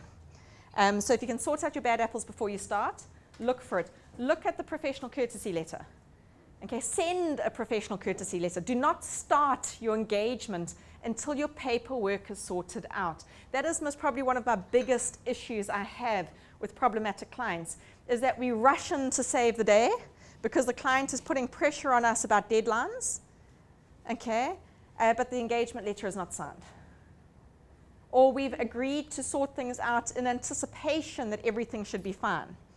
And you know, those professional courtesy letters are quite interesting because when somebody is so happy to get rid of a client, don't you get a little bit worried? Okay? When somebody's like, no, you know, or that thing of no comment. Yeah, that's also a bit of a worry. Okay? And there's no, I've had this with one client where the client approached the practitioner, said, you know, it's always the previous accountant. The previous accountant is always, your name is mud. It's like when you leave a place, you know, the person that leaves, everything work they did or touched is always bad. Hey? If anything goes wrong, it's, well, you know, it was that person, they're now gone, so we can blame it all on them. Okay, it's the same as like the previous accountant. Most probably was trying really hard to manage this client, and the client decided that they would go onto greener pastures and come with a fresh broom, you know, and think that they could play their games with the new accountant. Okay, just be aware that it's the previous accountant might have been slack, but the previous accountant could have also been trying really hard to get the right message across. Okay, so wait for the professional courtesy letters. Don't pull the trigger too quickly, okay? And if that professional courtesy letter is taking too long to come, wonder about that as well, because maybe that practitioner, I'm sure we've had that experience as well, where you're looking at this professional courtesy letter going, what do I say? How do I respond? Okay, because I don't quite know what to say and be honest and maintain my professionalism, but at the same time, I don't want this practitioner to take this client on because this client is dangerous, or you know, whatever it is. But sometimes you stare at those letters and it can take you a few weeks before you can draft a response because you're not quite sure how to balance your response, because they shouldn't take long to turn those letters around. Okay, but think about it very carefully, and as a, you know, think about no-CLAR as well. So you've got your non-compliance with laws and regulations in terms of, do you have a responsibility to at least inform the next accountant that there is a problem here? Okay, as a no-CLAR issue is that you actually in your professional courtesy letter should ask, is there a no-CLAR problem with this client? Has this client got non-compliance with laws and regulations? And as an exiting professional, you're supposed to respond to that question. Excuse me, following on what I said earlier, whose responsibility is it to do your homework? Is it you must do your homework? You must always, okay. Let me just tell you what, yeah. I'm basically cynical, saying each one do his own, each one must get what it's own. You understand what I'm saying? Because I'm very cynical about rules and so Dennis's question is, who must do your homework? And is a very cynical, and Dennis, I know you're a very cynical accountant. But the point being is that it's CYA, okay, or CYB, cover your butt, okay? You are responsible, once you take that client on and they become your client, you are responsible for managing that relationship. So the moment those engagement letters are signed, it's your problem now. This is your circus. These are your performing lions, okay? This is your challenge that you're going to have to manage. So as much as they're coming to you, you are also deciding to take them on. And at that point is the easiest point to say, no, thank you. Now, this particular client that was coming at this practitioner was determined they deserved an accountant. Now, this is another common one at the moment. People don't understand that they do not deserve an accountant or auditor. There is no requirement that you have to take on their work. If they are being a bad, naughty child in the business world or being a bad player in the game, they should knock on 20 practitioners' doors and 20 practitioners' doors should close on them until they change their ways. And the practitioner that opens the door and says yes to that client is taking on the risk. And maybe that practitioner is very optimistic and is a Pollyanna and believes that they can change this person's ways, and we all know how well that works in relationships. The only person you can change is yourself. You can never change somebody else, okay? But if you believe you can change this person's ways, well, that's on you. Because if they don't change the ways, you're going to be managing those issues. So you get these people, these accountants, these clients that are very aggressive, and like, but we deserve an accountant, and you should take our work on, and how dare you not take our work on? And you close the door, and you say, please go to the next, keep on moving. Because I don't want these problems. These are going to be problems. Okay. So clients, that's also teaching people how to treat you. If in the very beginning, if in the courtship stage, you've got issues, do you think it's going to get better or going to get worse? It's going to get worse. This client as well was carrying on and actually wanted to take this practitioner to court for not taking on their work. And it was all this practitioner's problem. Okay? And this practitioner was saying, we haven't even signed an engagement letter. You're not even my client yet. Okay, how can this be my problem? No, because you're detrimenting, you're putting me in a bad position by not taking on my work. Okay? So I did enjoy, because one of the professional body's response to this practitioner was, well, if the mafia knock on your door, okay, you can say no. Okay? If this client is not a good, healthy client to have, say no. Okay, do not get involved. Okay, because extracting yourself from that situation is going to be far more complicated. But this is the point as well. In this situation, the engagement letter hadn't been signed. It had been sent, but hadn't been signed. Okay, which was a saving grace for this practitioner, because she can honestly say, I haven't signed the engagement letter, you're not my client, take your things and go. Because unfortunately, this client had also dropped everything off in anticipation of them starting the work. Okay, so this is a done deal. This is an implied contract. Okay, make it very clear, until that engagement letter is signed, this is not a done deal. There's no implicit contract here. Because the moment you commence that work, you are creating an implied contract, a verbal agreement. And then what have you agreed to? Do you know what you've agreed to? The expectation gap between the two is going to be very fuzzy. And when there's miscommunication, there's problem. Okay, so that is going to be your biggest thing. Okay, when do they become your client? Make it very clear on signing of the engagement letter by both parties. Okay, that should be in the first conversation with this person that says, I want to be your client. You say, you will not become my client until both of us have hammered out the engagement letter, agreed on the terms and conditions, and signed. And you understand the engagement letter, I understand the engagement letter. We are not, this is something as a profession we need to up our game on. That engagement letter is, we need to have a contract with our client, a service agreement with our client, a proper contract of services.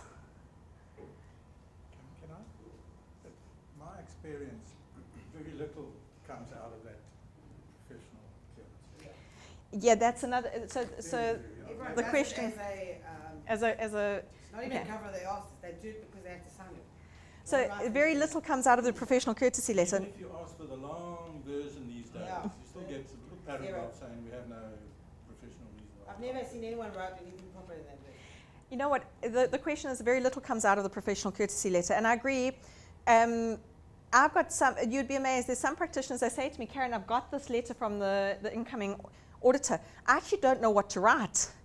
Because there's also, you've also got to understand that when, you've got to be very careful what you say in that letter, because there's worry about defamation, and there's worry about all sorts of, I mean, the lawyers have quite a field day with this, which I acknowledge. Okay, I do acknowledge that it's a sensitive letter. We have got in our profession, confidentiality within the profession, that speaking from professional to professional, you are protected, just by the way. Okay, per the code of conduct, you are protected speaking from professional to professional. But we have had a bit of deterioration, I think, amongst professionals, because business has got what it's not quite, again, the profession has changed, its nature has changed a bit, which we need to build that up again. You've also got to, I think, to think about when you fill out this letter, what would you like somebody to tell you to need to pass it on. I often hear also that the professional courtesy letters, very little is said, but there's a phone call, okay, which... I've heard of the phone people, I hear about the phone calls, okay, where they don't want to write it down and have it written down, but there's a phone call to say, there's a phone call that goes, which your confidentiality as a profession, we are covered by that confidentiality because it's professional respect. But that phone call often is the one that you don't want to miss. It's the same to me as with staff. It's the same delicate stepping that you go through when you are employing staff and you're looking for references. And it's going to get more challenging with POPI coming out. Okay, for that personal information act that's coming out, because now we've got a disclosure of information that we are going to have another challenge coming through in about April next year when that becomes fully effective, that we're going to have to manage. So I'd pay very much attention to the no comments. Okay, that letter, the fact that as a profession that we are required to do that letter, we actually need to think about very carefully. Here's the thing. Everybody is very upset about the state of the profession at the moment. Upset? About the state of the profession of the moment. Why? The crisis that we are in. And a point has been made a couple of times, and I've even made this point when I'm doing ethics training lately, to say that it's sometimes a flash burn is good. You get these points in nature where we actually get to a point where we need to have a bushfire. We need a crisis to happen so that we sit back, reflect, and we sort problems out. And one of the things, like with this professional courtesy letter, where everybody knows the challenges with these clients, but they happily pass the client on to the next professional, and keep quiet about the challenges, that's where no-CLAR kicks in. Because no-CLAR actually says resigning isn't the end of the matter.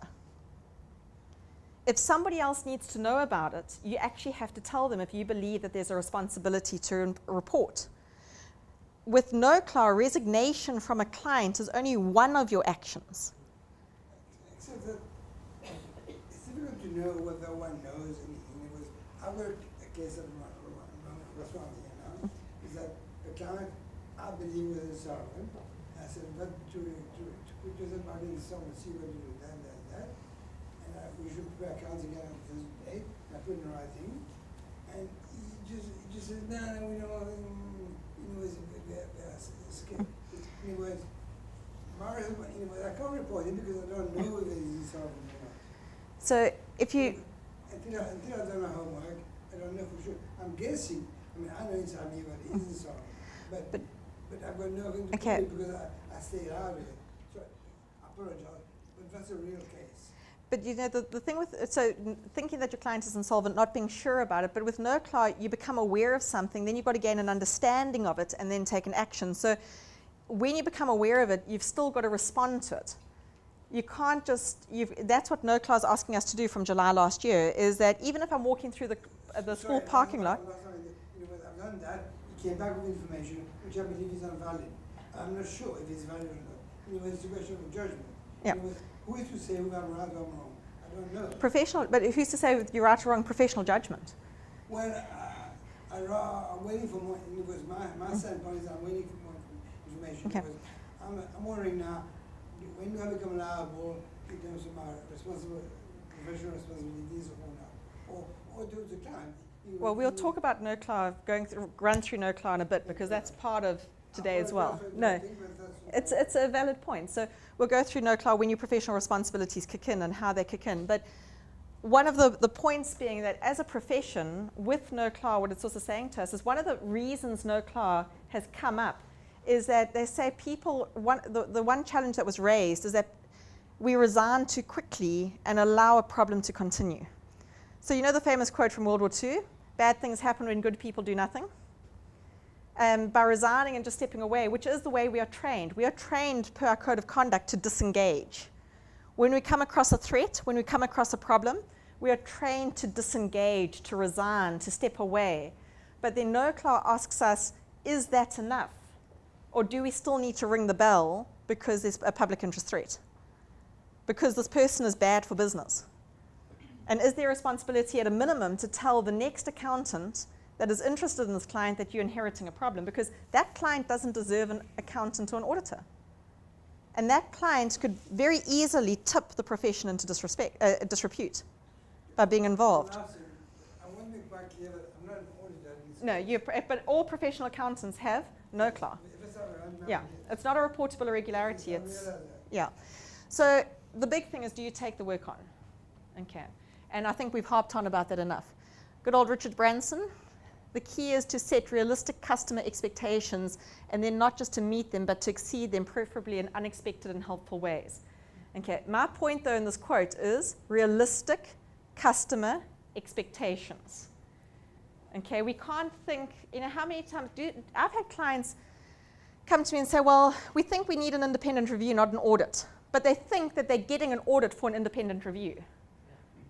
Okay? That's not a realistic expectation. I've actually had somebody think a compilation is equivalent to assurance, or think that they could have assurance without the compilation. I'm like, well, what are you auditing then? You've got people that think that you're going to go and solve all their problems at SARS without them having to pay a cent. That's not a realistic expectation. We are not magicians. Okay, and plus, as Carmen keeps on reminding me, tax avoidance has a prison wall cell. Okay, and we are talking about tax efficiencies. So we are working within the ambit of the law. We are working within constraints. We are working with stakeholders and public institutions, which means that we can only do so much to manage the situation. Also, our clients create problems. How many times do you sit with something on your desk and you go, if you'd come to me before you did this, I could have helped you. You have done it. I can't help you. I can just help you mop up the mess. Okay, but you're going to have to mop up the mess. So being realistic with your clients, and they don't want to hear it. And then, as was raised in the break as well, sometimes the previous accountant has allowed them to be unruly toddlers. Okay, have you ever had it that this client has come to you and the previous accountant has allowed them to claim home office expenses even though they don't have a home office, has allowed them to do this and do that and do X, Y, and Z, and then they walk in your doors and you say, haha, the game is over here. Okay, this is no longer playtime. Now you're playing with the big boys now. Okay, and if you do this, these are the penalties, these are the consequences. And then they're like, why has nobody ever told me this before? Okay, well, now we're telling you now. Okay, and this is the reality of the situation. And I'm sorry that nobody sat down and told you this before, but this is what you get when you come to an ethical person who's working with the ambit of the law. You weren't listening. You didn't want to listen. There might be a reason you left the previous accountant, because now you're thinking that I will let you get away with this, and you're trying to pretend ignorance. Okay, we've got this thing now with SIPSI with 6 months after year end. Okay. By the way, it's for continuing non-compliance, that 10% trigger. I've heard recently, by the way, get your employment equity plans sorted out, because the penalty, I don't know if you're aware, penalty for employment equity plans that are not submitted, 1.5 million rand, well, 1.5 million rand regardless of what your turnover is. So it's not a percentage of turnover, it's a flat fine. So you could only have 1.5 million rands worth of turnover and your penalty is 1.5 million rand. Okay. Yeah. So and one of my practitioners have already had their clients been fined. Okay. So it's a real live fine. It's not a possible fine. They are being fined at the moment. Okay. So one of the other things is being realistic. Okay. My big thing I was talking about quoting and prices. And some of you have heard this from me before, and I'm sorry to reiterate it, but I think it is phenomenal. Because we do have a problem with how we quote. Because often we get involved with something, we don't know how long is a piece of string. Okay? Unless it's monthly retainer work, how much is this going to cost? We have a rough idea. Okay, and I'm hearing all sorts of different costing and quoting models that are out there, but this is something that comes from the IT space, which I think is pretty phenomenal. It's called the cone of uncertainty. I love it, the cone of uncertainty. Because this is also a way to create a partnership with your client, by the way. I came across, I first started thinking about this with independent reviews, but to me, this is just a nice way to work with your client. Up front, in the negotiation stage, the client says, well, how much is this going to cost me? In your head, you know, well, I'm most probably going to quote you, let's say 40,000 rand. Whatever the engagement is, 40,000 rand. So you say to the client, look, this is going to cost, I anticipate, about 40,000 rand. Okay? Actually, no. You can most probably work this better. Okay. At a minimum, it's going to cost you 40,000 Rand because, hey, you want to build some fats in here. Okay. It's going to cost you 40,000 Rand. You know in your heart that at a minimum, you can charge them 40,000 Rand for this engagement. But this is a bit of client relations here, marketing strategies. Okay. You say to them, if you get everything to us on time, if it is done properly, if it is done as we need it, you can manage the cost at 40,000 Rand.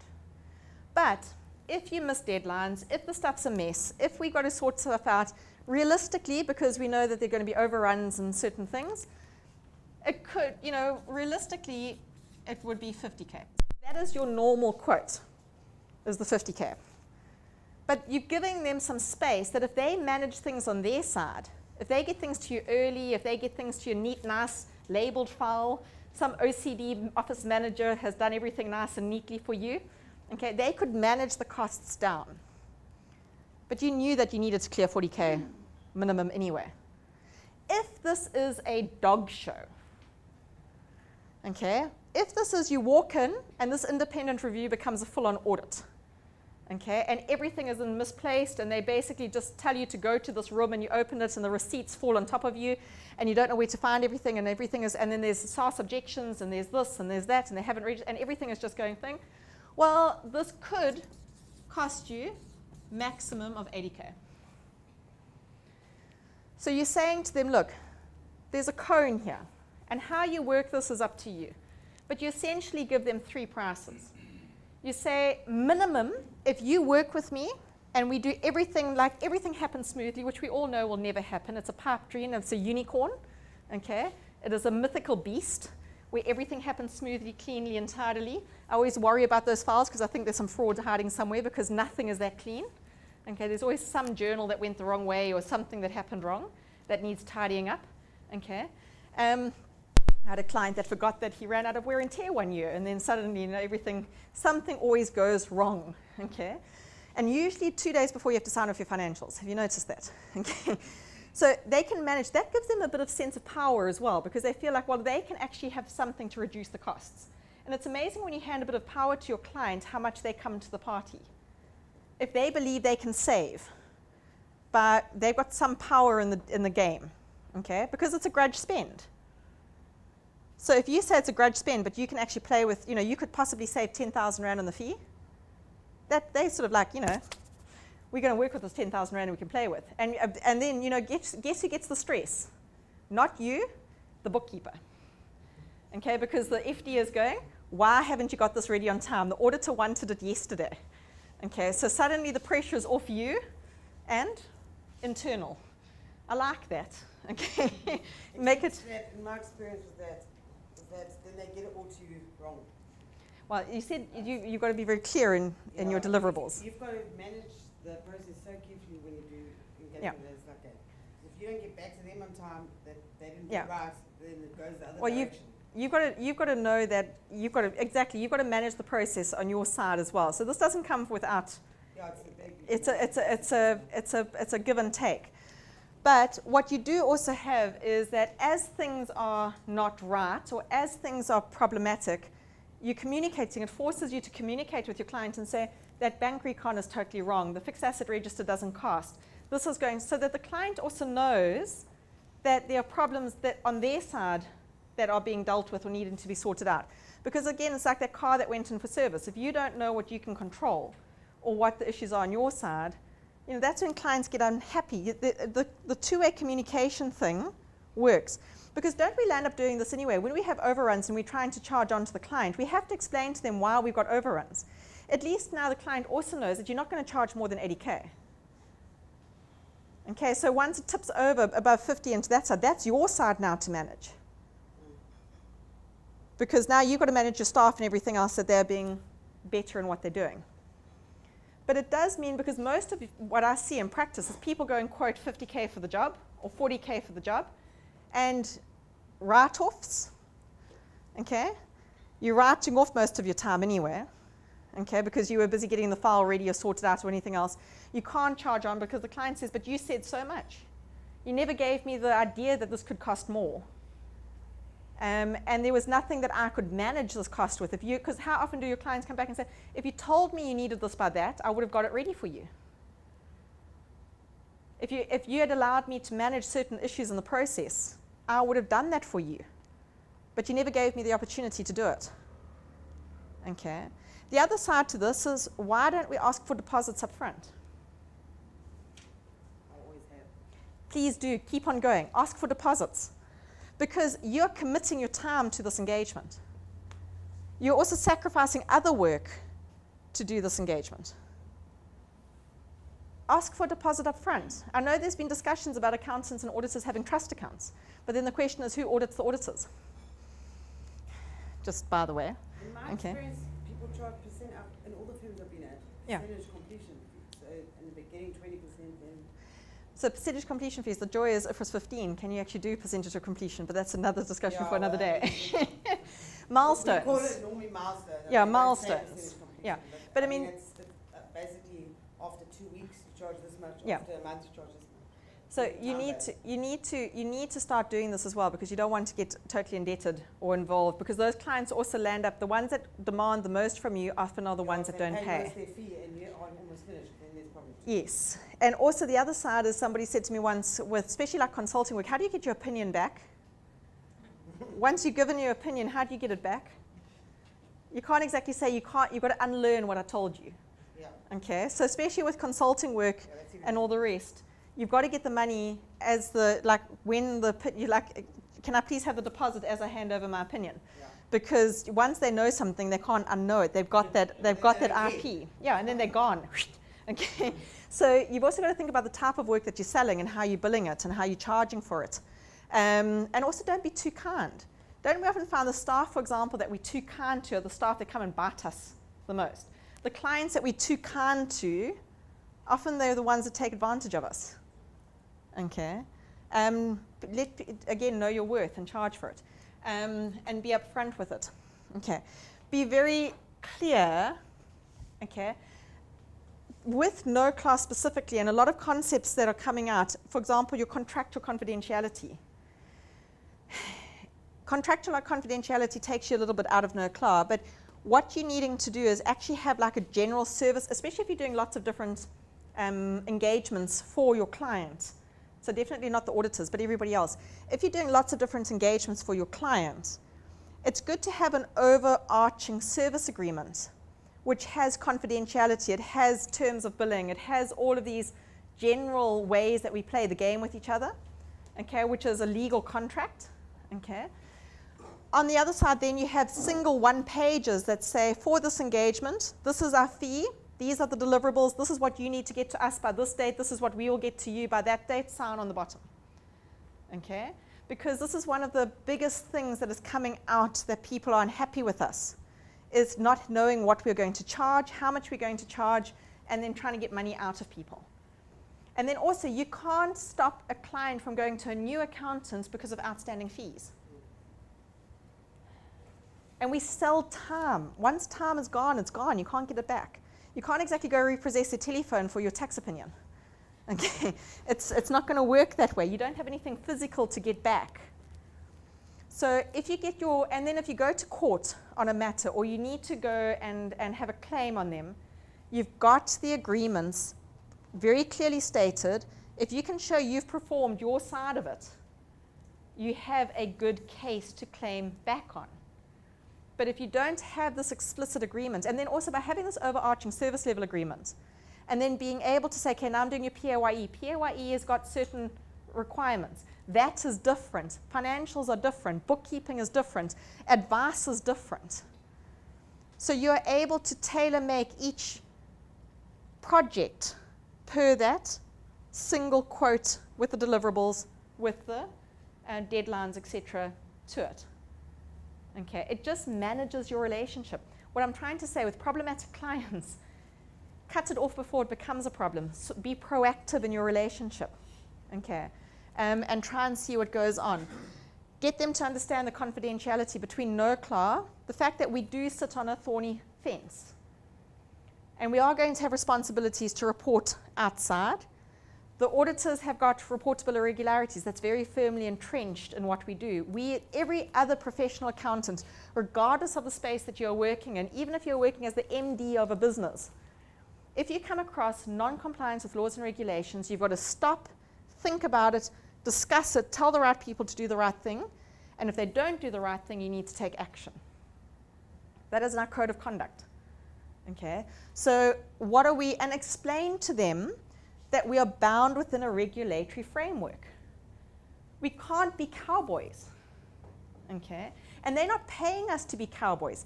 They are paying us for them to do business in the right way, in the most efficient way. And yes, we can problem solve. Okay? Because those of us that aren't auditors, our client can say we want to get there, and there are 6 different ways that we can get them there within the ambit of the law. Okay, that's what they're paying us for, is to efficiently get them to the outcome they are wanting. But within, they've got to do what we tell them to do. And if they don't, we've got a problem. Okay? Being upfront, working papers belong to you. Okay? Your work belongs to you. The only time it gets called upon is if it gets subpoenaed and called to court. Then we have no legal privilege. Okay, so again, or it's a peer review by URBA, professional review by URBA, but that's because of statutory allowance, section 47 of the APA, that says that they can come and view our working papers.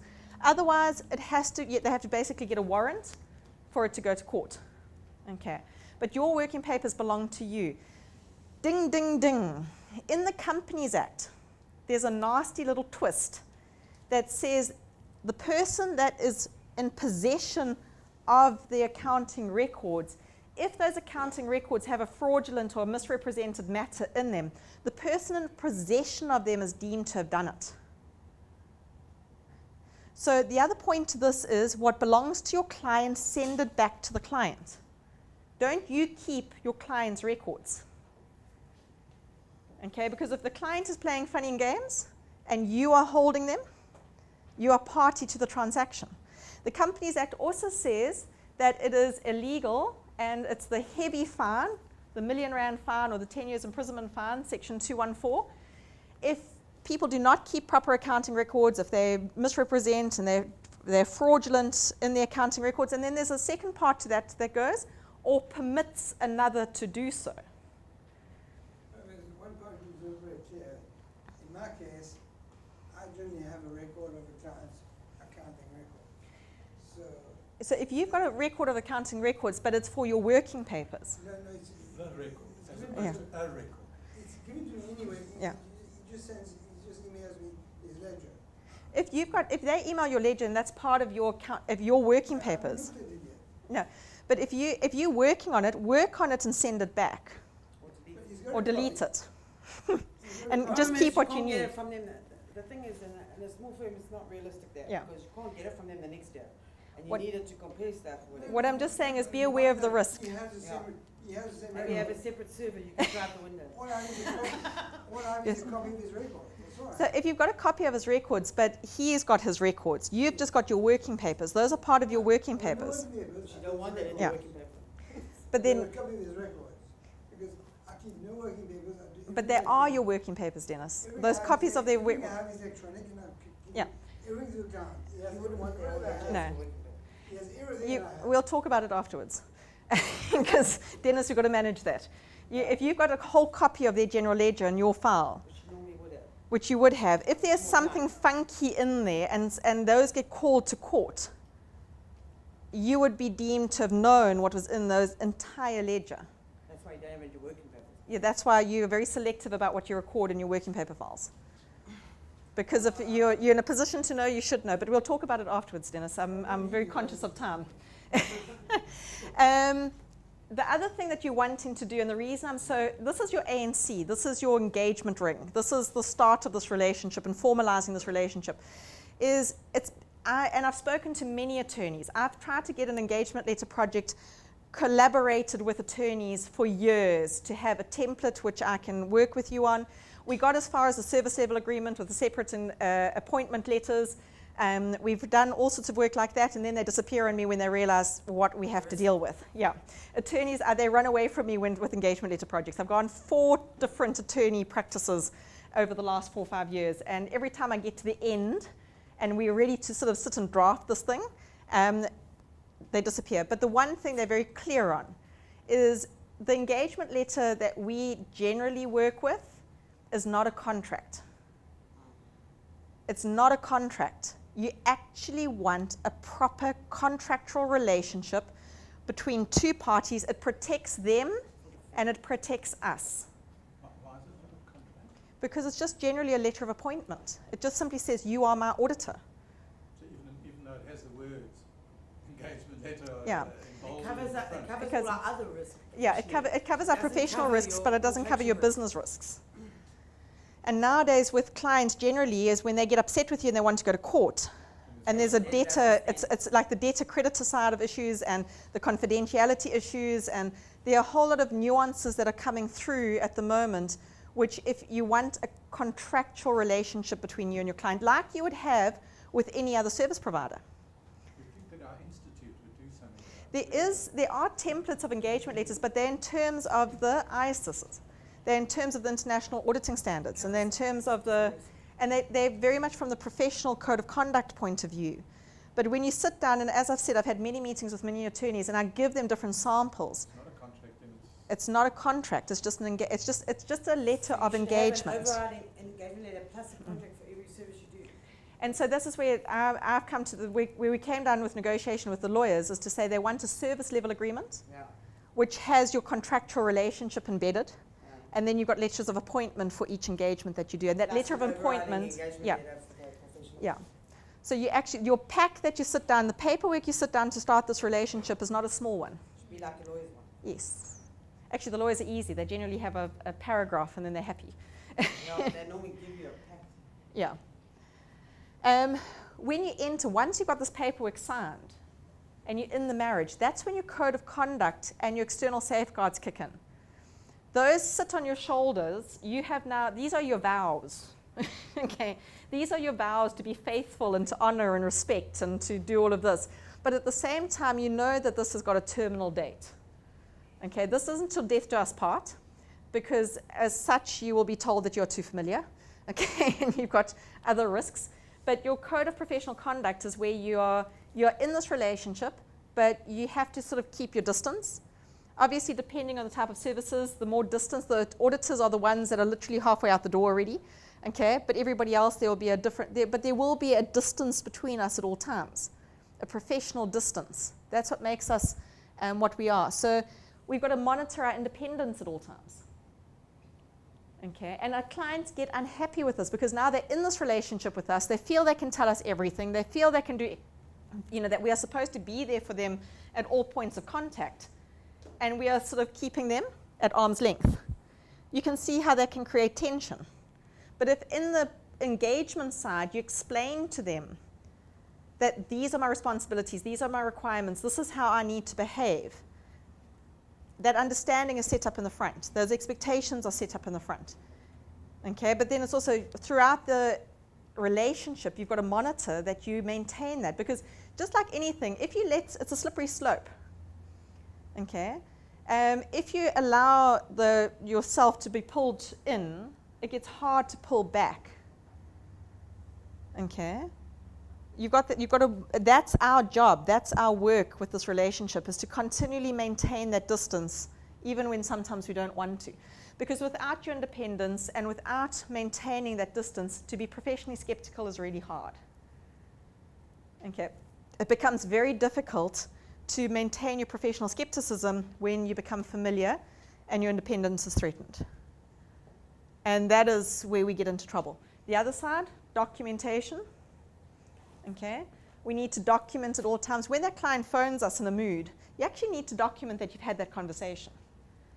Because when things get ugly 5 years down the road, will you remember the steps that led to that confrontation?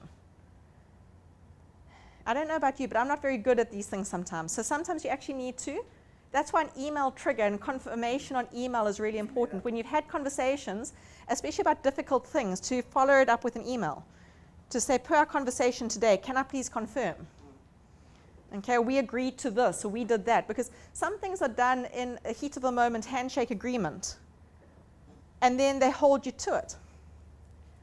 And then you're going, well, how many glasses of wine did I have at that lunch when I agreed to do that? Because I can't actually believe I would have agreed to have done that. And they vow and declare that with witnesses that you did agree to do that. Did you? Okay. And then possibly now, because you don't know quite what you do, you go ahead and do it, and now they have you. Okay. And just remember NOCLAR. So this is the other challenge. If you've got contractual confidentiality with that engagement letter, do you know to break that is really through a court of law? Only the court of law can decide whether or not whistleblowing on that was the right thing to do. But you can never be contracted into doing anything illegal. Okay, so they can't contract you into being party to an illegal transaction. But it's sort of like a non-disclosure agreement. If you sign a non-disclosure agreement, you can't break that. You'll only know whether breaking that was the right thing to do if it goes to court and the judge decides. We do not have legal privilege. Okay, so it is one of the things to monitor. So a big part in all of this when you're working with these clients, especially those ones that come at you with, I don't know, it's quite intimidating sometimes when they can come. Some of us are good at it. Some people go Iceman, okay, where they can have all of this coming in their face and they're very calm, okay. Not everybody has that skill. It is something that we earn and develop, okay. But practice the pause. So I really love this. It says between stimulus and response there is a space. In that space is our power to choose our response, okay. In that response lies our growth and our freedom. So you can stop, pause, and then if you want to go like a bull terrier, go for it. But just remember that in that pause, you reflected on the consequences of your actions. Okay. Often, never respond in anger.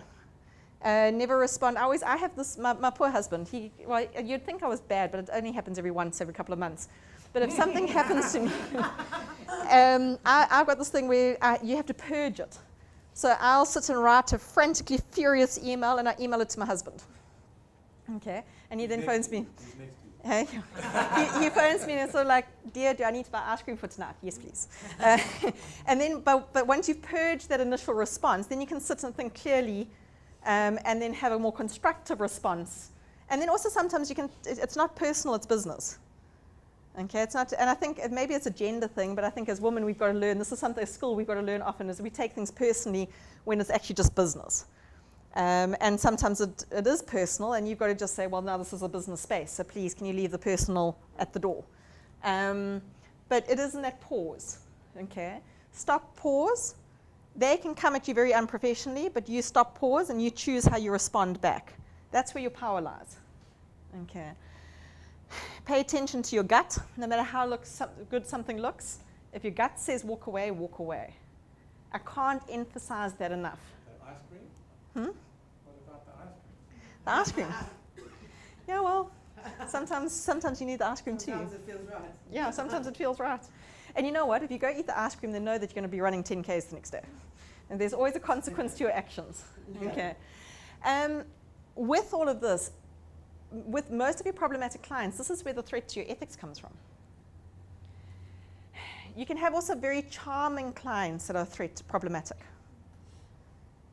I've got one particular practitioner that phones me from Joburg, and he is a total flirt. A total flirt. I don't think he's heard about the Me Too generation yet. Okay, because he's hello my darling, hello my sweetheart. Generally haven't heard. Yeah, no, we've got this issue about this. As women in practice, we've got to manage this sometimes. It's a very dotted line. Yeah, anyway, I won't go down there. I can go down there for, sexual harassment is a whole different problematic client issue. By the way, guys as much as girls, hey? It's not just having a good day at the office. But you've got, the client, he'll phone me and he's very sweet and very charming, but you're like, no, I can't do this work. Oh, but come on, you like me, Karen, and I'm such a good client of yours, and you will do this work for me. And I'm like, no, I can't do this work. But they're just like water on a stone. It's just sort of like they're being very sweet, and you sort of feel, you know, I really want to help you, but then you're looking at your to-do list and you're looking at the files next to you and you're thinking, if I say yes to you, something there is going to go into trouble. And you try and stand the line. But it's very charming and very sweet and very, you've got to say no. It's not just always about the aggressive ones. There are other ways to circumvent and manipulate to try and get you where they want you to be. Okay? And there's also the ones that say, I'll pay double your fee. But then you've got to sit back and think, is this really a transaction I want to be involved in? Is the money worth my ethics? Okay. And the time pressures. Because can you really, if somebody wants something done urgently, absolutely now, sometimes I sit down and wonder, why? Why are you rushing me like this? What are you hoping I don't see? Because when you're trying to make me focus on over here, what am I missing over there? Okay. So this is where your threats come from. When you're looking at your code of conduct, these problematic clients are often, they are your threats. Okay? And you need to decide, is this something that you can live with or something you can manage? So you need to decide with that threat, what is it threatening and how can you protect yourself? And sometimes you've got to just say, look, I'm auditing, section 90 subsection 2 says I cannot do that work for you. I cannot do that valuation for you. I cannot do this because I'm not allowed to. That's an external safeguard, okay? Or I don't have the capacity, or I've got whatever it is, and I'm unable to do it. If it's at an acceptable level, carry on. If it's not an acceptable level, our code of conduct says leave, exit, walk away, get out of the situation. Do not put yourself in a situation where your ethics are threatened. Okay? That is also why we don't have one client that is all our audit fee. Because if we need to leave, we do not want to liquidate our practice. Okay? The challenge with this is that you've got to decide how risk averse you are. Okay? Because some people have an acceptable risk that they're happy to take on it where others aren't. Auditors, you can leave, but you might need to finish the engagement. Your exit point is your audit report. Because disclaimer, adverse. Wish you could leave sometimes. Yeah, sometimes you really wish. The auditor is the one that's stuck the longest. Everybody else, what does your letter of engagement say is your notice period to exit the engagement? Again, do any of our engagement letters have that? No. It's not a contract. It's not a contract. So what does your breach of contract clause In say? the service level agreement, you have to put Yes. exit plan. You've got to have an exit For strategy. non-assessed work. You have no choice if you're doing If you're doing audit work, you've got to get to the end of the engagement. And that's again why it's so important to regularity. But also with an assessment, assurance work, that's also why you're so pedantic about who you choose before you start the job. Because once you're in it, you're in it. And your fee structure. Yeah, and your fee structure. But with a non-assurance job, if you've got it that you'll give a month's notice, so you'll do the next month's payroll run and the next month's books, at what point can you exit and be professional in your exit? Because you can't just say, hands up, I'm out of here. That's not professional. Yeah. You can't shout back at your client. That's not professional. So if you've got, as much as you'd like to, okay, put the phone down, make sure you have ended the call, okay? I had the one situation once where I was collaborating with somebody, and she didn't end her Skype call. And I don't think she realized that I might not be able to speak Afrikaans, but I'm pretty fluent in understanding Afrikaans. Especially swear words. And then I got to hear exactly what she thought of me. You know, and eventually I was like, bye. You just had to say that, bye. And somebody went very red on the other side of the Skype call because she turned around to her PA and she was venting. And she was just venting. I took it from where it was. It was a difficult situation and she was just venting and I was the messenger. But make sure that Skype call is ended before you do that. Okay. But come back to, at the end, we've always got in this situation professional behavior. Okay, but do we still have integrity? Can we be objective? To me, objectivity is the hardest thing. How good is my poker face and can I leave my issues at the door? Okay. Do you care? Again, problematic clients. Do we have the capacity? Do we have the skills? Should we have taken the job on to begin with? Okay. Maybe this job is bigger than we realized. Okay. And then the confidentiality issue. But those are often where we land up in problems. And then professional behavior at the end always comes back to haunt us. We've always got to be the bigger person. Otherwise, we land up with a public disciplinary hearing. Okay? But they will go running very quickly if they believe we haven't behaved in a professional manner. That is the old-fashioned, remember those of us that studied a while back, bringing the profession into disrepute. Okay. How can they do that? Self-review, marking your own homework, personal interest, relationships, intimidation. And intimidation is not just, I'll take my work elsewhere. Intimidation, I will say what I want to say about you on social media. Reputational damage. Okay. I've had situations of physical intimidation. I had a practitioner that was terrified of a client that was too scared to walk to their car in the evenings because the client was waiting for them. Okay. If you talk about reportable irregularities and people taking the fact that you are responsible for their business, they can take that quite seriously. Okay. And you can be at quite a bit of risk from your family and your physical well-being from behaving. Advocacy, and then the biggest one, familiarity. And that's also where people can put pressure on you because you are a friend, your kids go together, school together, this happens, that happens, and then where does that leave you and how you manage that relationship? Okay. NOCLAR, this sums up to me NOCLAR. Integrity is choosing courage over comfort. It is choosing what is right over what is fun, fast, or easy. It is choosing to practice your values rather than simply profess them. So that again is when working with these clients, we are principled ethics. In other words, we are non-consequentialists. We don't worry about the outcome as much as we worry about the principle of the thing. And that's difficult, okay, because sometimes the outcome is harsh. Losing a client is not easy. Okay, having to go to court to defend your position is not easy.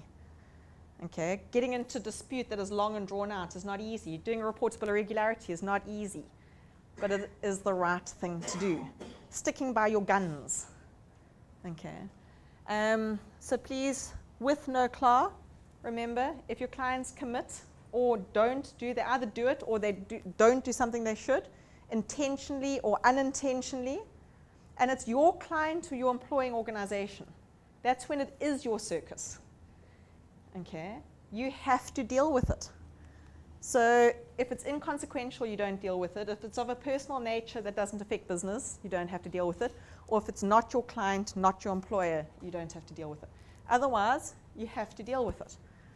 And if you come across these things with these clients, and often this is where the problems start. If you become aware, wherever you become aware, you can't become aware of something on Sunday and forget it on Monday. Find out more about it. So get all the facts, get all the data. It's not a suspicious transaction in terms of FIC.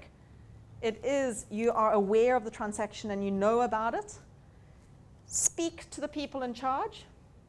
Okay, tell the right people to do the right thing. And if they don't do the right thing, if they don't do a voluntary disclosure program, if they don't admit fault, if they don't register for VAT or get their financials sorted out or do whatever it is they're needing to do, what do you do next? Resignation is one option. Reportable irregularity is one option. Discussing it with external auditors is one option. Reporting to regulators is one option. You might be doing multiple options. You might be resigning and reporting. Okay. And documents at all levels. Okay. So even with these problematic, and that's also why with these problematic clients, when you get the phone call at 5 in the afternoon or 8 in the morning, you need to sit down and document, have a note as to this is what happened. Okay, date, time, you've got to start keeping records of these conversations and these challenges and these concerns. Because how often does your gut roll? You know, it's a physical thing. You're looking at something, you're reading something, you hear something, and the hairs go up, the gut goes, you feel a bit nauseous. And then you know you've got a problem.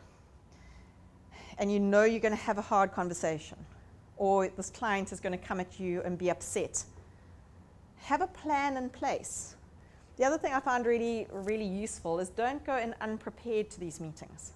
It's horrible when you get sideswiped. I think those are the worst. is when you merrily sort of like going la-di-da-di-da, and then boom, okay? You're having such a fantastic Monday, and then you got a phone call while you were driving, and you got laid on, okay, from this client. But most of the time you see it coming. And the best thing to do is prepare for that meeting. Prepare for that client. Know what your facts are. Know what your situation is. But as an accountant, we are going to be held accountable for our clients. Okay, so that is why we've got NOCLAR, because if we do not respond to what we know, we are party to the transaction. And this horrible thing of deemed knowledge, you're in a position where you should know. Okay, it means you cannot turn a blind eye. You cannot walk away from it without taking some action. So although as much as you will resign, you've got to debate whether or not further action is required. But the first thing you're wanting to do is don't put, I've got the lovely picture I usually show of a Jack Russell and a Labrador. Okay? Some of you will be in mud up to here, but then you're the Jack Russell. Others of you that same mud, you're the Labrador, it'll just be up to your ankles. Okay? Decide which animal you are. Okay? These notes are available from Taruna, so if you haven't been familiar with them, they are there. I've put in an APA as well, just to look at, but just surround your life with people that bring the best in you, not the stress in you. Okay, I think that is my biggest message. I'm hoping I didn't want to come here and just bitch about clients, okay? Because you've got clients that give you the runaround. You've got clients that you do work for. You walk them all the way through their problems. You get to the end, they leave you. You've got clients that are aggressive and don't want to do what they need to do. You've got clients that blame you for everything that they've done. You've got clients that don't tell you the full extent of a problem until you're already committed, and then you're trying to sort it out, and then they don't want to deal with it. You've got clients that don't pay. You've got clients that are very ignorant about what they're getting involved in, too naive, okay, and then you having to walk them through it. But I think if you follow the logic and the methodology, and especially sit down and have some heart-to-hearts with them, they appreciate it, and make a decision whether or not you're fit to begin with. Don't get married to someone that you can't have a relationship going forward. Don't do a Las Vegas deal here with accountants and clients. That's when you land up wanting an annulment rather quickly. And to get an annulment from your client is a tough one. Divorce is not easy from your clients, especially when you know where all their skeletons are hidden and where all the bodies are buried. Okay. But to have a good working relationship, set the ground rules. Set the tone, and then I hope that you can minimize your problematic clients. They will not go away. We live in a tense situation at the moment, tense with money, tense with business, but we will get it sorted out. So on that note, simply, I can talk for hours and hours, as I'm sure you can tell, but we already are half an hour over time. Oh, my hat. So on that note, I will leave you and say we'll chat about questions and that off air. But enjoy your day, enjoy your Monday. I hope your week goes well, and that you have a good long week, seeing as how the public holiday is done. And if you're needing to, I'll leave my contact details up on the board. I'm sorry I left my cards in my car. If you're wanting to get hold of me or chat, you're happy to get hold of me. I'm more than welcome to, or more than happy to discuss matters with you. Okay. Otherwise, good luck and enjoy.